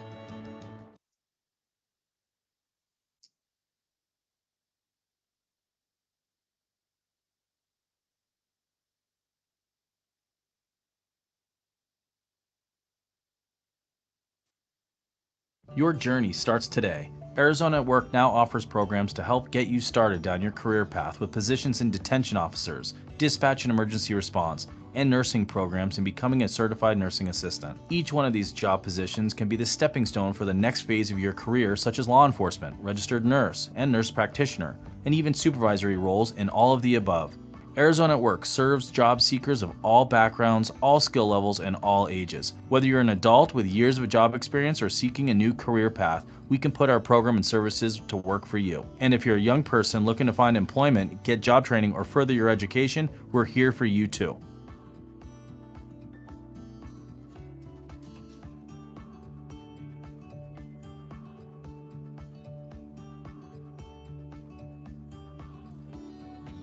Contact Arizona at Work today. Okay, these are just a very, very, very short bout of things that Arizona Work, they do this every day. That Sarah, her team, Joe, they're amazing. I am so excited that I get to still be a part of this every day and hear about it. And you guys are amazing. So I just want to take a few minutes to say thank you for what you do for us. Sarah, your team, Joe, you guys, you do a phenomenal job and very, very lucky to have you here to be part of Mojave La Paz. That's all I have, Director Smith. Thank you, Madam Chair. So just want to bring the board up to speed a little bit, coming forward as well, the IGA from the state in regards to our funding. They're going to do it a little differently this year. So it might require me to have an opportunity to present to the board of place to the board of supervisor actions for the IGA and our funding process. So it just changed a little. That's all. MCC, I attended their accreditation workforce as well for the college. And then I would just conclude with the housing study is moving along, where we're addressing the needs of the county and seeing different things that we can do and the different things that are coming of that. We're hoping sooner than later, at the end of June, maybe having the draft report ready for the board of supervisors that we'll share with them. And then in July, an opportunity for the public, and the board of supervisors accepts the housing study needs assessment as presented, then we will present that to the local community as well. And that concludes my report. I would just conclude with, having the opportunities, like you said, being on the calls and hearing people talk about our business services and really the direction that's changed. I've said it before, but I'll say it again. I really feel that in the past 2.5 years, we've actually accomplished what the law is designed, meaning that not only participants, but the businesses, we're providing services, the businesses now at a higher level than I can remember or seen, and just really the opportunities that we're giving the community members. And I want to steal Joe's thunder, so I'm going to make sure that he touches on the WEX workers and the OJTs and the different things, because the different things that we've done. And I would also say that having Tyson, that one-stop operator, having that opportunity recently to meet with all of our core partners and really seeing the relationship with all of our partners had really changed. And what I mean by that is, the employment services, how well they work together, Jason, Joe, other local areas as well. So our Title II providers have been engaged like no other. So that's been great. So really seeing those different providers coming together, I think for the board to be aware of that is important. And I would just conclude that. Thank you, Madam Chair. Thank you, Director. Okay, performance committee reports. Tommy has said you don't really have a lot to share today. No, as Sarah mentioned earlier, we're on target and I think moving as it should. And just to reiterate everything that's been said, hope you good work. Yeah. Thanks, Tommy. Tammy and West are both okay, so Tammy and Amy are not on the calls today, so we'll go ahead and move to the report WIO one-stop partner reports and to the current priority list.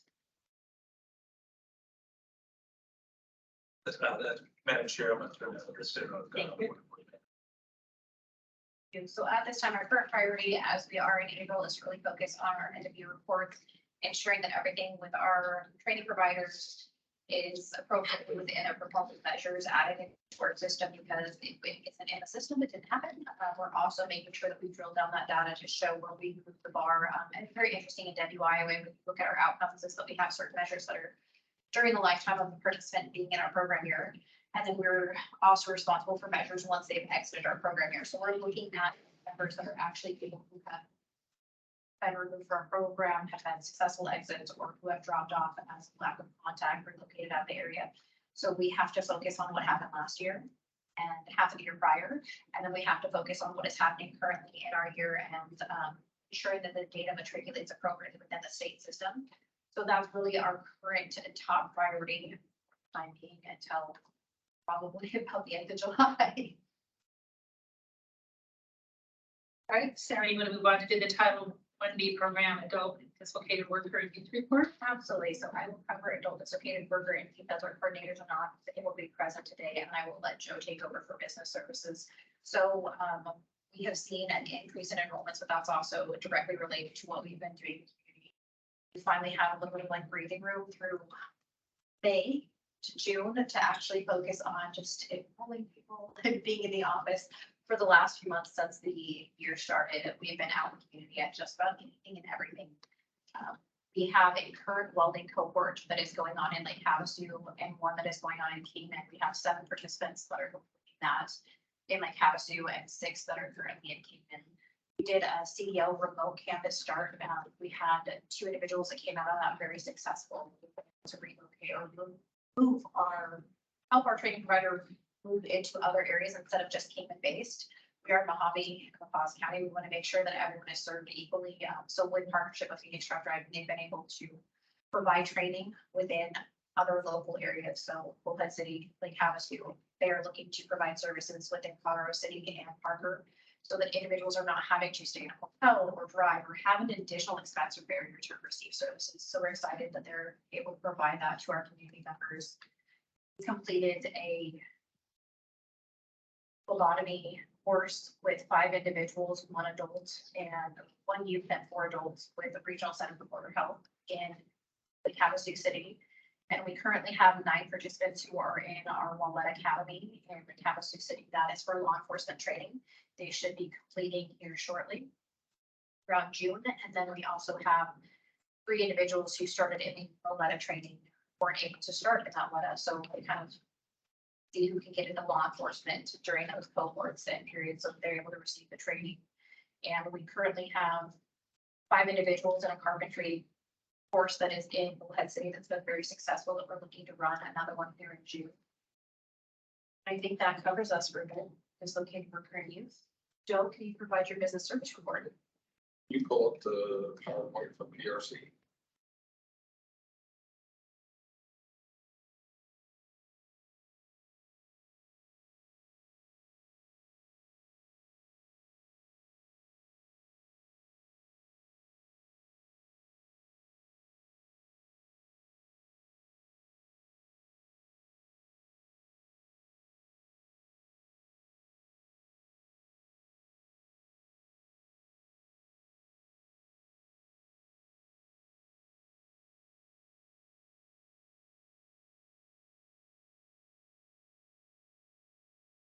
All right, I'm Chair Board. First of all, I'm speaking on behalf of myself and Jason Dillon. He was kind enough to jump over to Williams to run a hiring event, which the staff's ordered up there this morning. So these are the business service updates for the first quarter. And again, these are not my numbers. These are the team's numbers. I'm just the one that gets to share it with you. So the state of Arizona has come up with new business services measures, performance measures. So I'm trying to satisfy their measures and provide you with the information that you requested as a board at the same time. So I'm gonna give you data, the state and Mojave La Paz. So the first screen here, we have active job orders, active job openings, referrals, placements for the state of Arizona and Mojave La Paz. So the top section is the state. The bottom section is us here in Mojave La Paz, and I've got a couple of highlights for you. So statewide job orders for the first quarter of the year, 3,143 compared to Mojave La Paz, 701. So we had 22.3% of all state totals. Our manpower is 5%, so we basically did 4 times the work. State job opening is almost 12,000. We did 2,000 of those, 16%. Again, almost 3 times for the workforce that we have. Next one is really important to me. Statewide referrals, 3,800. We only did 211.05%. But look at that. Think, holy cow, you guys are really lacking in that spot. Actually, it's just the opposite. So a referral is when somebody goes in and they tell a job seeker or an employer that there's a potential match. Okay. The reason why we have such a low percentage there is those instances, 99.5% of the time, the employer didn't know they had the referral and the job seeker didn't know they had the referral. Basically, we call it check in the box. So referrals were made, but the parties were not notified and there was no connection made. So the bottom number is the one that really counts, and that's placements. So the whole state in the first quarter, there was 126 placements in Arizona. Mojave La Paz had 67% of those. That means that 53% of the people that got jobs in the state were from Mojave La Paz. So we're not just going in there checking a box. We're connecting those people. And I wanted you guys to see that number and understand it a little bit more, because this is one of our new performance measures from the state, and it's going to be what's the standard moving forward. Next slide, please. All right. So next we have new job order report versus the state of Arizona and Mojave La Paz. Again, the state's on top, we're on the bottom. So out of 2,300 total for the state, Mojave La Paz had 507, which is 22%. Thank you. And then contact tracking. So this is tracking every time that we go in and touch an employer, whether that's an on-site, whether it's a new job order posted, whether it's a comprehensive meeting when we go in and talk about recruitment and retention, whether it's an actual hiring event. So for the state, 5,700, Mojave La Paz, 1,600, 28% of the state totals. Once again, leading the state. So these are hiring events. I prepared this information for the PRC. So Just to give you an example, Phoenix Truck Driving in January, we had 25 people attended, 12 referrals out of that. So 12 people referred for services. February 1st, Golden Entertainment hiring event, we had 140 people, 65 walked away with jobs that day. February 2nd, the very next day, Kingman, another 150 people attended, 58 jobs that day. February 8th, Lake Havasu City, this was a smaller event because of the size of the venue. We had 8 people that attended, 6 of the 8 got jobs. February 14th, we had an open house for Phoenix Truck Driving. That was here in Kingman, 3 people attended, all 3 are now. Actually, now they all have their CDLs already. February 21st, we had the Lake Havasu High School hiring event. And I can't say enough about this. You know, we had 58 students attended that event, 57 got jobs or follow-on interviews that day. We completely changed it up this year. We went to the students and first said, what do you want to be when you grow up? And then who do you want to see at the hiring event? We only went to businesses that were identified by the students. So this is why we had such a success rate, because the employers were willing to work with our program, UX and OJT. The students had people there where they wanted to go to work. And we were kind of shocked that some of them, they wanted bachelors there. They wanted, what bachelors they wanted, but the reality is us trying to put them somewhere wasn't working. So turning this around, let them being the driving force of how we run those events. And then I'll have some updates for you here in just a second because we had our Parker event yesterday. All right, so this was upcoming hiring events and student engagements. Oops. And then I've got some updates for you because most of these have now occurred. So like I mentioned earlier, we went up to Flagstaff and helped with an event up there, trying to learn from them, let us learn different ways they're doing things. They have a new team, so they're trying to learn from us. This has been a real good collaboration with employment services and business services at the state level. And we're finding out that as we all come together, we're all learning from each other. We actually have calls twice a week at lunchtime, just to share ideas. And so March 23rd, Golden Entertainment. This was a private event for security and surveillance. It was 25 set appointments down in their HR office, and 6 were hired that day. Grand Canyon Resort, we had the event here in Kingman. They had 60 people attend on that event. 25 offers were made that day. Unfortunately, only 12 were accepted. We're working with the local tribes. They're still under COVID restriction and still under those mandates, and it's really affecting their workforce. Half the people they offer jobs to that day had to decline because they wouldn't take a vaccine. So luckily, I had the chance to meet with them again last Saturday at another event, working through those issues. March 28th, MCC KRMC Shindig. So this is a new thing that the college is trying to do. They're trying to take students that are about to graduate and get them in touch with employers before they graduate, get them connected instead of waiting until the end. Unfortunately, there was no success at this event. We had all the businesses there. We had the college there. And the Kingman event was 4 hours long. We have 1 student. But we're trying something new. March 29th, Murphy Broadcasting. This was our after hours hiring event down in Bullhead City at Anderson Fieldhouse. We had 40 employers scheduled for that. We ended up with 12 referrals. So we got 12 people, jobs assistants or WEX or OJT opportunities through that. The very next day was a hiring event at Bighorn Trek in Bullhead City. We had over 1,500 people come through our doors. Unfortunately, we only got 6 referrals because it was so busy. There was so much going on, that it was kind of more of a fun day than a targeted hiring day. But great exposure. City of Kingman on April 5th, we did the benefits fair for employees and families. And then again, April 5th, we had the MCC Shindig. Again, the Shindig in Lake Havasu produced 0 students. So we did cancel the event in Bullhead for the same thing because we figured we tried it twice and we wanted something else. April 13th, KRMC, this was our second upscale professional development event. And we got 8 referrals out of that. April 19th, Golden Entertainment. They had over 60 positions available. We had 78 participants show up. 35 were hired that day and 12 more in process to get I-9 documents. April 20th, Kingman High School, same thing that we did in the other events. We had 27 referrals for high school students out of Kingman. That was last Thursday. Phoenix truck driving, we actually already did the non-over-the-road CDL. That was last Saturday.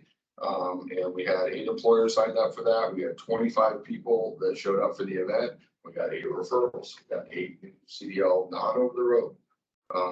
There's more and more non-over-the-road jobs, ready mix, Campbell's, tow truck driving, sewer septic companies, and we're finding more and more of the CDL people that are graduating. We're over 610 now through Phoenix truck driving. They're going out trying the $100,000 a year truck driving job and finding out they don't want to be gone for 2, 3, 4 weeks at a time. So they're coming back to our area. Right, and we're trying to plug them into those jobs. How much are they charging for that? Sorry to interrupt. The CDL school? Yeah. Class A right now on the ETPL is approved at $5,850, which is still the second lowest in the state. Most of the truck driving CDLs now are over 7,000. Good news is, if the participant is eligible for income for WIOA, we're covering 100% of that cost.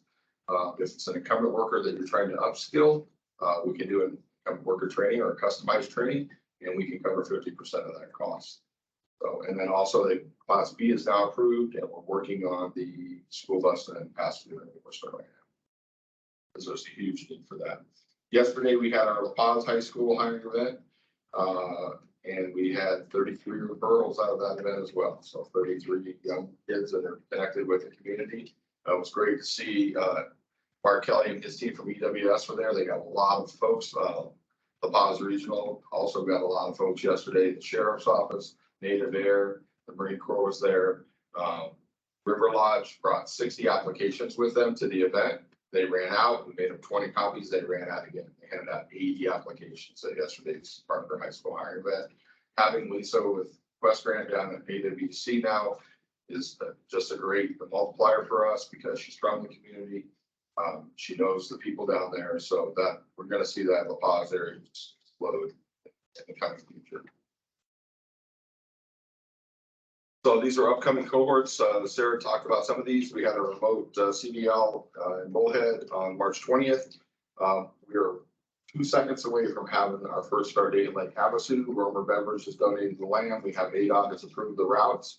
And it looks like we've already got 12 people signed up down there. So we're going to be able to reach out to the local companies in that area. So right now they're sending them all to Kingman. So to be able to have that, and that'll be a condensed class. It'll be 3 weeks long. Week of theory, 2 weeks in the truck because they'll do 10-hour days. Carpentry and Bullhead started on 320. We're already working on getting the second one. As Sarah mentioned, 325 for welding, 4.6 the IWT leadership for Cantex. The chair was mentioning, then welding Kingman on 4.8 and Letta for 4.10. Supervisor excellence training in conjunction with the chambers, all 3 cities in April. And then our summer CNA cohorts will start in May for Kingman and Bullhead City. So this is just an example of the spreadsheet of the individual works excellence series that are through the 3 chambers, in case you wanted to know more about those classes. Next page. So these are current WEX contracts. Obviously, this is from PRC, so there's a couple of these that have changed, but I just really wanted to highlight for you folks, that we are continually keeping 10, 15 people in work experience through the county. We just had one at the courts, Harley Davidson, Bullhead Area Chamber, Martin Swanee, Service General. That Service General was now a full-time employee, converted from WEX to an OJT and it's a partnership bid. Next page. These are current OJT contracts with the durations. Wide variety. We've got hospitality, AC, healthcare, mining, construction, Business Star, Britain's Automotive, brand new one for Lake Havasu, the city of Lake Havasu themselves, a new insurance company, Cantex, which is manufacturing. So we're continuing to drive forward with these WEXs and OJTs. Okay. And I know that Gary Kellogg is now retired, but it's all about the people. So I just wanted to share a couple of success stories with you. So the first one is from Barbara Potter. She's over one of our courts. And she says, Joe Buddy has learned our computer system and has been able to identify defendants with cases where those cases will be located according to the computer system. He has been able to apply automated payments and payments to the proper defendant's files. He has learned where to file cases, file according to the process in the court system. He's had experience with confirming warrants, active or quashed. He started to process payments the court received from the tax and intercept program as well. With the extension, he would get more exposure to the warrant validation list. He'd also gain the skills recognizing the different civil filings the court has and how to process each one. This would include taking payments on different filings as well. He would be working on front counter, interacting with the public, learning to deal with all types of customers and gaining the ability to de-escalate angry customers, answer questions regarding other areas of the court. He will learn to answer the court telephone, gain the same skills with dealing with customers on the phone as well as in person. Also, my plans have changed to where I will be only working after the call. That's just admin for me. This started out as a WEX. So he was a fast food kid, and he came to us and wanted something clerical administrative. We got him over to the justice court. He started as a WEX. We extended the WEX because he was applying through the county. I'm proud to say today he's now a full-time Mojave County employee working in the courts.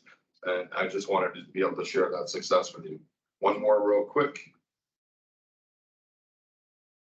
So this situation, we had a gentleman that really wanted to go to motorcycle school. And we didn't have anywhere to put him other than Martin Swanee or Anderson, which they were both willing to take him. But we just thought, why not reach out to Harlan? They said, no, we don't hire anybody that's not certified. They have to be certified. And I said, yeah, well, but so try it before you buy it. This young man was in our GED program at the time. And this is from the service manager, Mike Meredith. Thank you for the opportunity to keep Ben here for a little longer. Today, he has been a good employee, shows ready to work, and has completed every task asked of him. He started from the bottom and has worked through the different aspects of the department. He has learned to detail motorcycles and side-by-sides. He shadowed mechanics in the service bays, lending a helping hand and learning the process of work orders and mechanics and the process of retrieving parts. He was then placed in service and advisor area and learned the entire process from greeting the customer, the work order generation process and procedure. He's shown the different aspects of flat rate hour for the mechanics and the parts lookup application we use. We had him then learn to proceed up the pickup and delivery of new vehicles, as well as helping with picking up service vehicles not running. If he is able to stay for the extension period, he will then spend more time in the shop area learning more detailed procedures on clutch removal and service requirements. We will also start shadowing of using the machines used for the replacement of light machine work when applicable. By the time Ben leaves, he will then have the understanding what it takes to get a vehicle completely through the system, from greeting the customer on entry to the shop, work order generation, getting the vehicle through the maintenance or repair, parts picking, cleaning, and returning vehicles to the customer. Thank you. So he's now completed his work experience. He's working on his last couple of GED tests. His next step is Motorcycle Institute in Phoenix. Once he's certified, he'll come back and Harley Davidson is going to have him as a full-time employee. Thank you. That's all I could do all day? You exhausted me between you and Sarah's reports. I'm like, wow, very busy. And what I really, really liked about this whole thing, my main takeaway is you took an employer who would not even consider having somebody there unless they had a certification, totally changed their thought. And now they'll probably take more later. This guy was very successful. Amazing job. Thank you very much. It's amazing. Madam Chair. So I just want to take a second for the board as well, and for some of the board members that have been on a long time. I think seeing this report, seeing the different requests that have been made for referrals, for outcomes, for job placements, for the different industries in demand, I think you could look at this and see what we're doing now and say, wow, right? It's really a difference since when I came to now. And I applaud Joe and Sarah for the work they're doing. You are making a difference. You are hearing that through the state, as well as employment services. These are the type of connections when I think of Arizona Have Work. And when we're talking to community members and board members or the supervisors, right? This is the story, right? Because the success stories that you touched on, let's think about it, right? Just with the young man had barriers. We broke those barriers down. We supported them through the process. We gave them opportunities. We put them with a Fortune 500 company, right? They accepted it. We started the process. We're developing those pipelines. Those are the type of things that I can say as the director for Arizona at Work. I'm proud. I'm proud of the work that you guys are doing and know that the things that are coming are gonna be even greater. And I think when we highlight the different things that you guys have done in the past for WEX workers, OJTs, you know, so you were humble in your report. But let me say, I've seen the numbers of the OJTs and the WEX workers, and they're not even in the, like, it's maybe 1 page and then 50 pages, right? From 1 year to comparable. We put together some other annual reports. We'll be doing those as well moving forward. And then to talk about this as well, because I don't think we shared it in our last meeting, is that, you know, Arizona at Work had four, I'm gonna quote this off the top of my head, so it might be off just a little bit.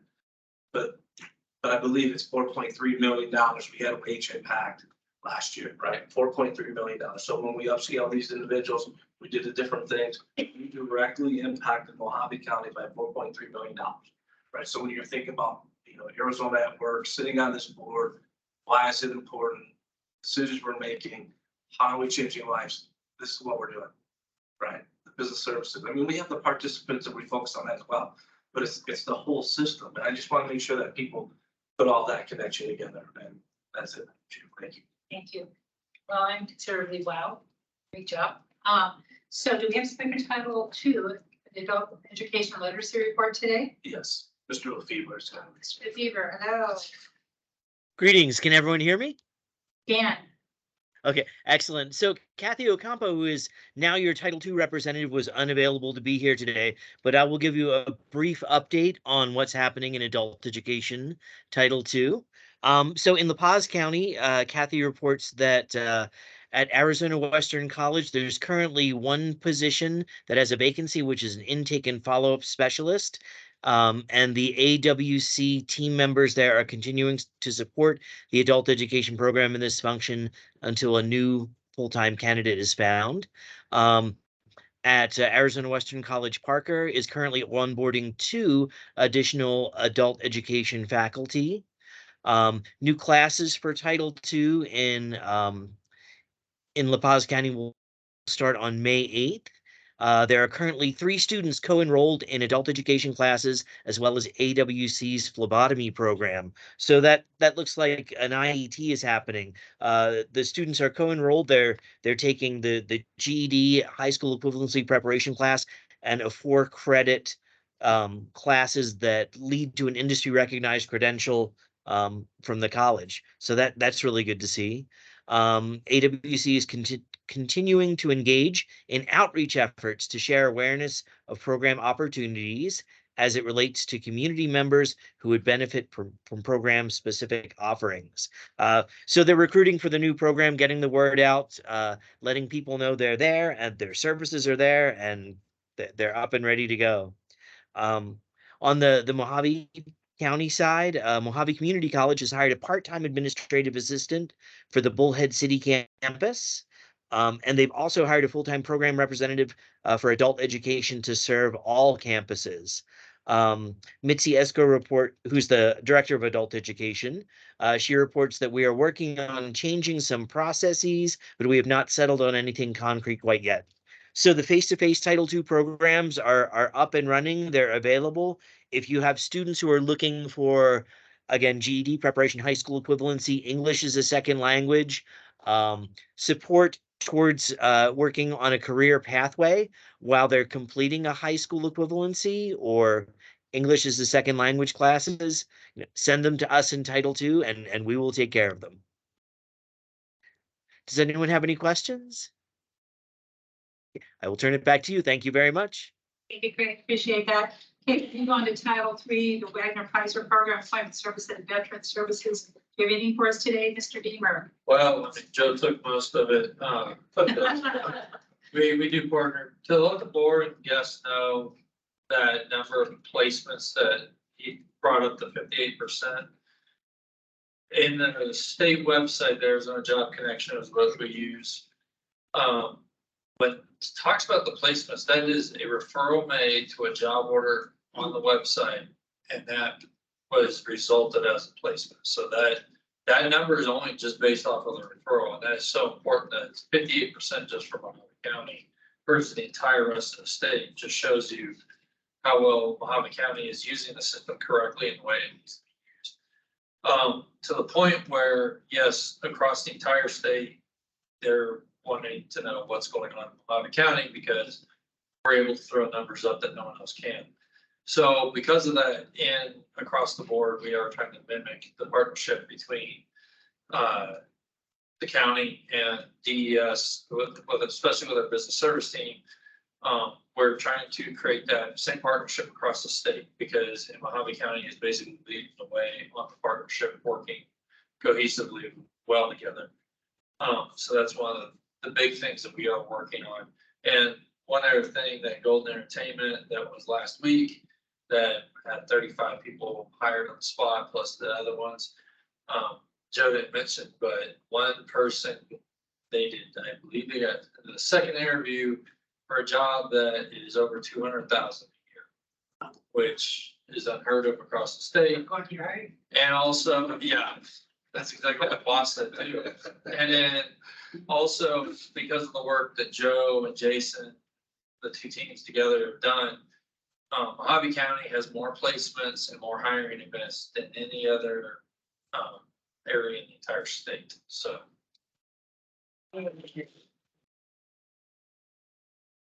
Don't forget the disabled vet that we got on that day too.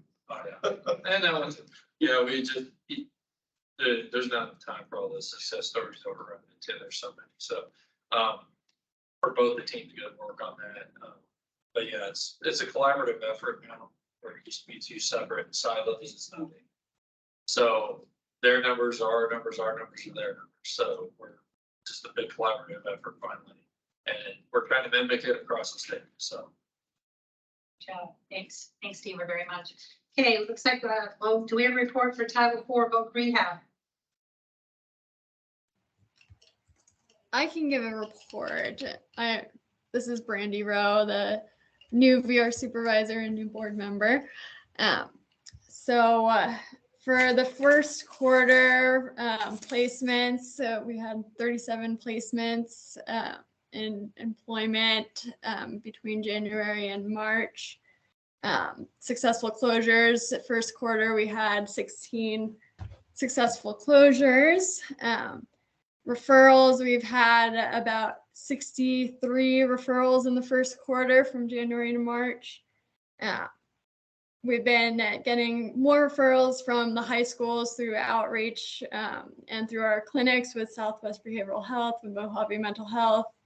We've been doing a pilot project with the Kingman Prison where we've started to get some referrals through Kingman, through the Kingman Prison in collaboration with the GEO Group. And we've had one inmate so far through that project that's been transferred to Bullhead City that we started working with the job readiness training on, and they're very motivated to get employment. So we've been working with them. And we've been working on coming up with projects to get more referrals through high schools in Bullhead City and in Kingman. We've been working pretty closely with Kingman High School staff to try to get referrals through them. And let's see, we've been getting some referrals through DDD with Lake Havasu. And that's pretty much it on my end that I can report. Thank you, Brandy. Does anybody have any questions? Okay, at this time, we're going to move on to Workforce Development Board member who wishes to share information or come forward with any announcements. The time to take the floor.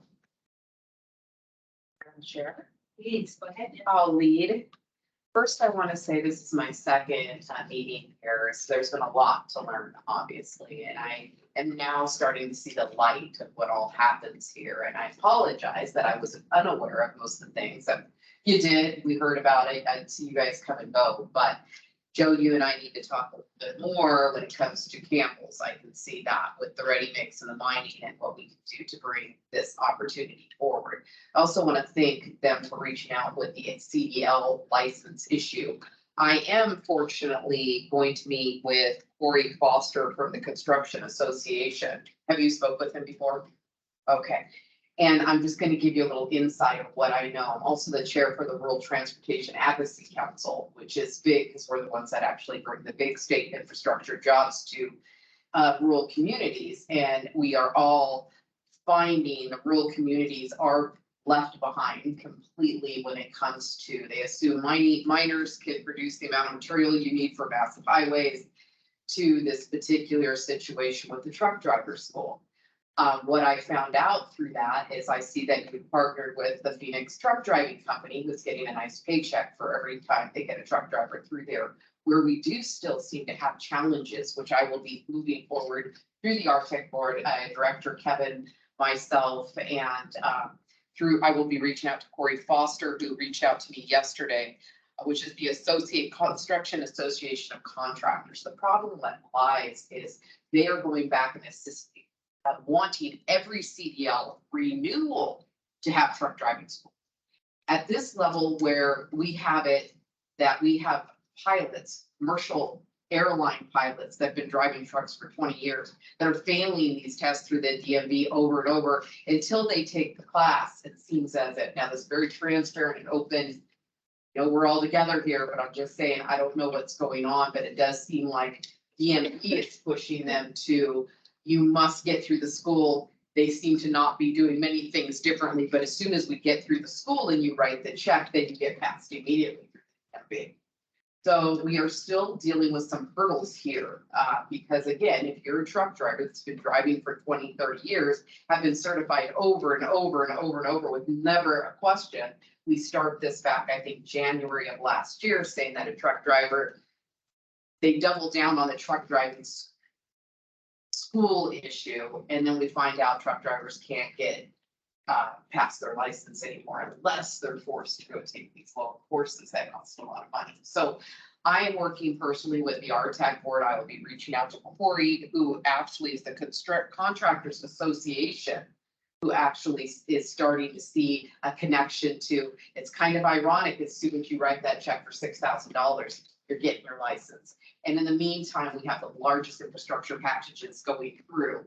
And so now we're dealing with this gridlock. Like I said, one particular driver is an airplane pilot for corporate world and has been driving truck forever and cannot, he's just so frustrated. He's like, I don't really want to write the truck for truck driving school and I'm a pilot, been driving truck forever. Unless just because I can't get DMV to pass me. And he's driving back and forth to Phoenix, where he's at that age that he might want to retire anyways, and he's getting kind of frustrated. So with the collaboration of all of us here and these stories that I can bring to the table that are real life situations, maybe we can keep moving forward with these truck drivers and getting them all back on the road. And maybe just putting that eye on it. Am I making sense? Absolutely, Nancy. If I can jump in. So we have someone who's actually going through recertification. He's been a truck driver for about 25 years. He went to the DMV. Something happened with the DMV. So he does not have to go through the course at all. So I feel like there might be some misconception. He has to be evaluated of where he is because he did let his certification lapse. So with this specific case, he's being evaluated and assessed on where his current skill set is and then going directly to the test. Has he passed it yet?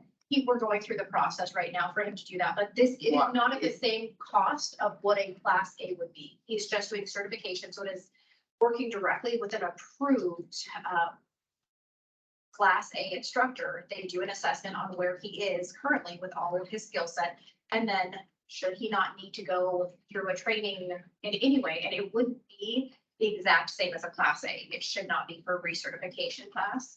So I would like to have an out of the board meeting conversation to provide you further okay. information And on again, the how that. certification of getting the people certified as well. Our company had a certified person for years and no longer, they just removed that, his ability to do that. We don't have enough role. Let's talk further on that. Let's all of us talk a little bit further. Again, We got some great news for you.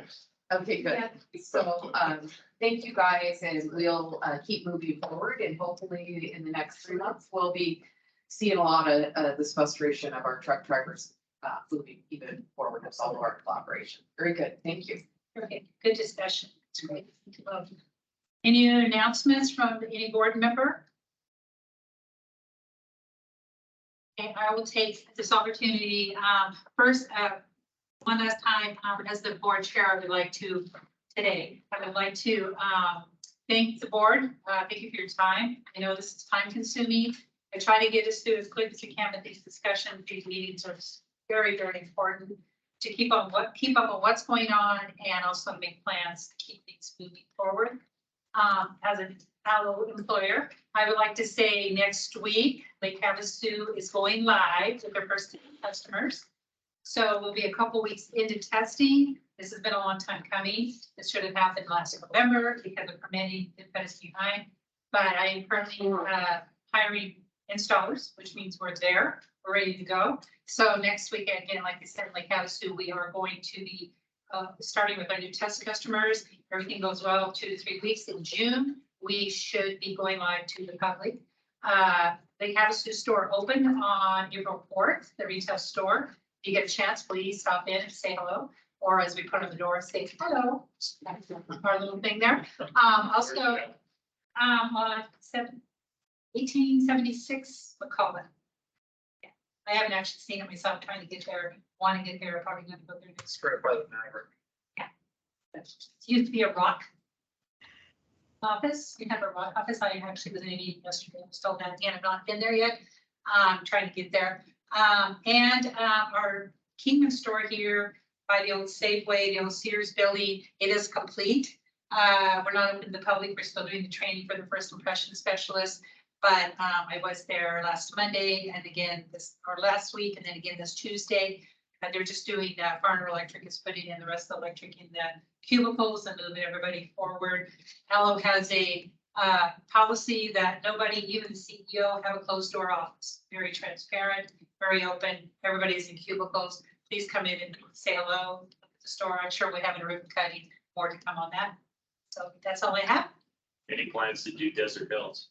Not yet. Getting it. Going to roll it out in ponds. Yuma also is very close to rolling out as well. And then we're looking at, and then also San Luis. Yuma, part of Yuma County. But we are also looking for other areas as well and expanding here in Kingman. Because at this point, we're doing just Kingman Butler area. And then we are also exploring to see how cost effective that. Any other questions? Any other announcements? Okay, at this time, we're going to go call the public. This is a public meeting. Anybody from the public have any questions, announcements, anything they would like to talk to the board about? This is your time. Probably on the phone. Okay, we have nothing else. So it is 11:10. We're going to go ahead and adjourn this meeting. Thank you again, everybody, for attending. Thank you. Yes.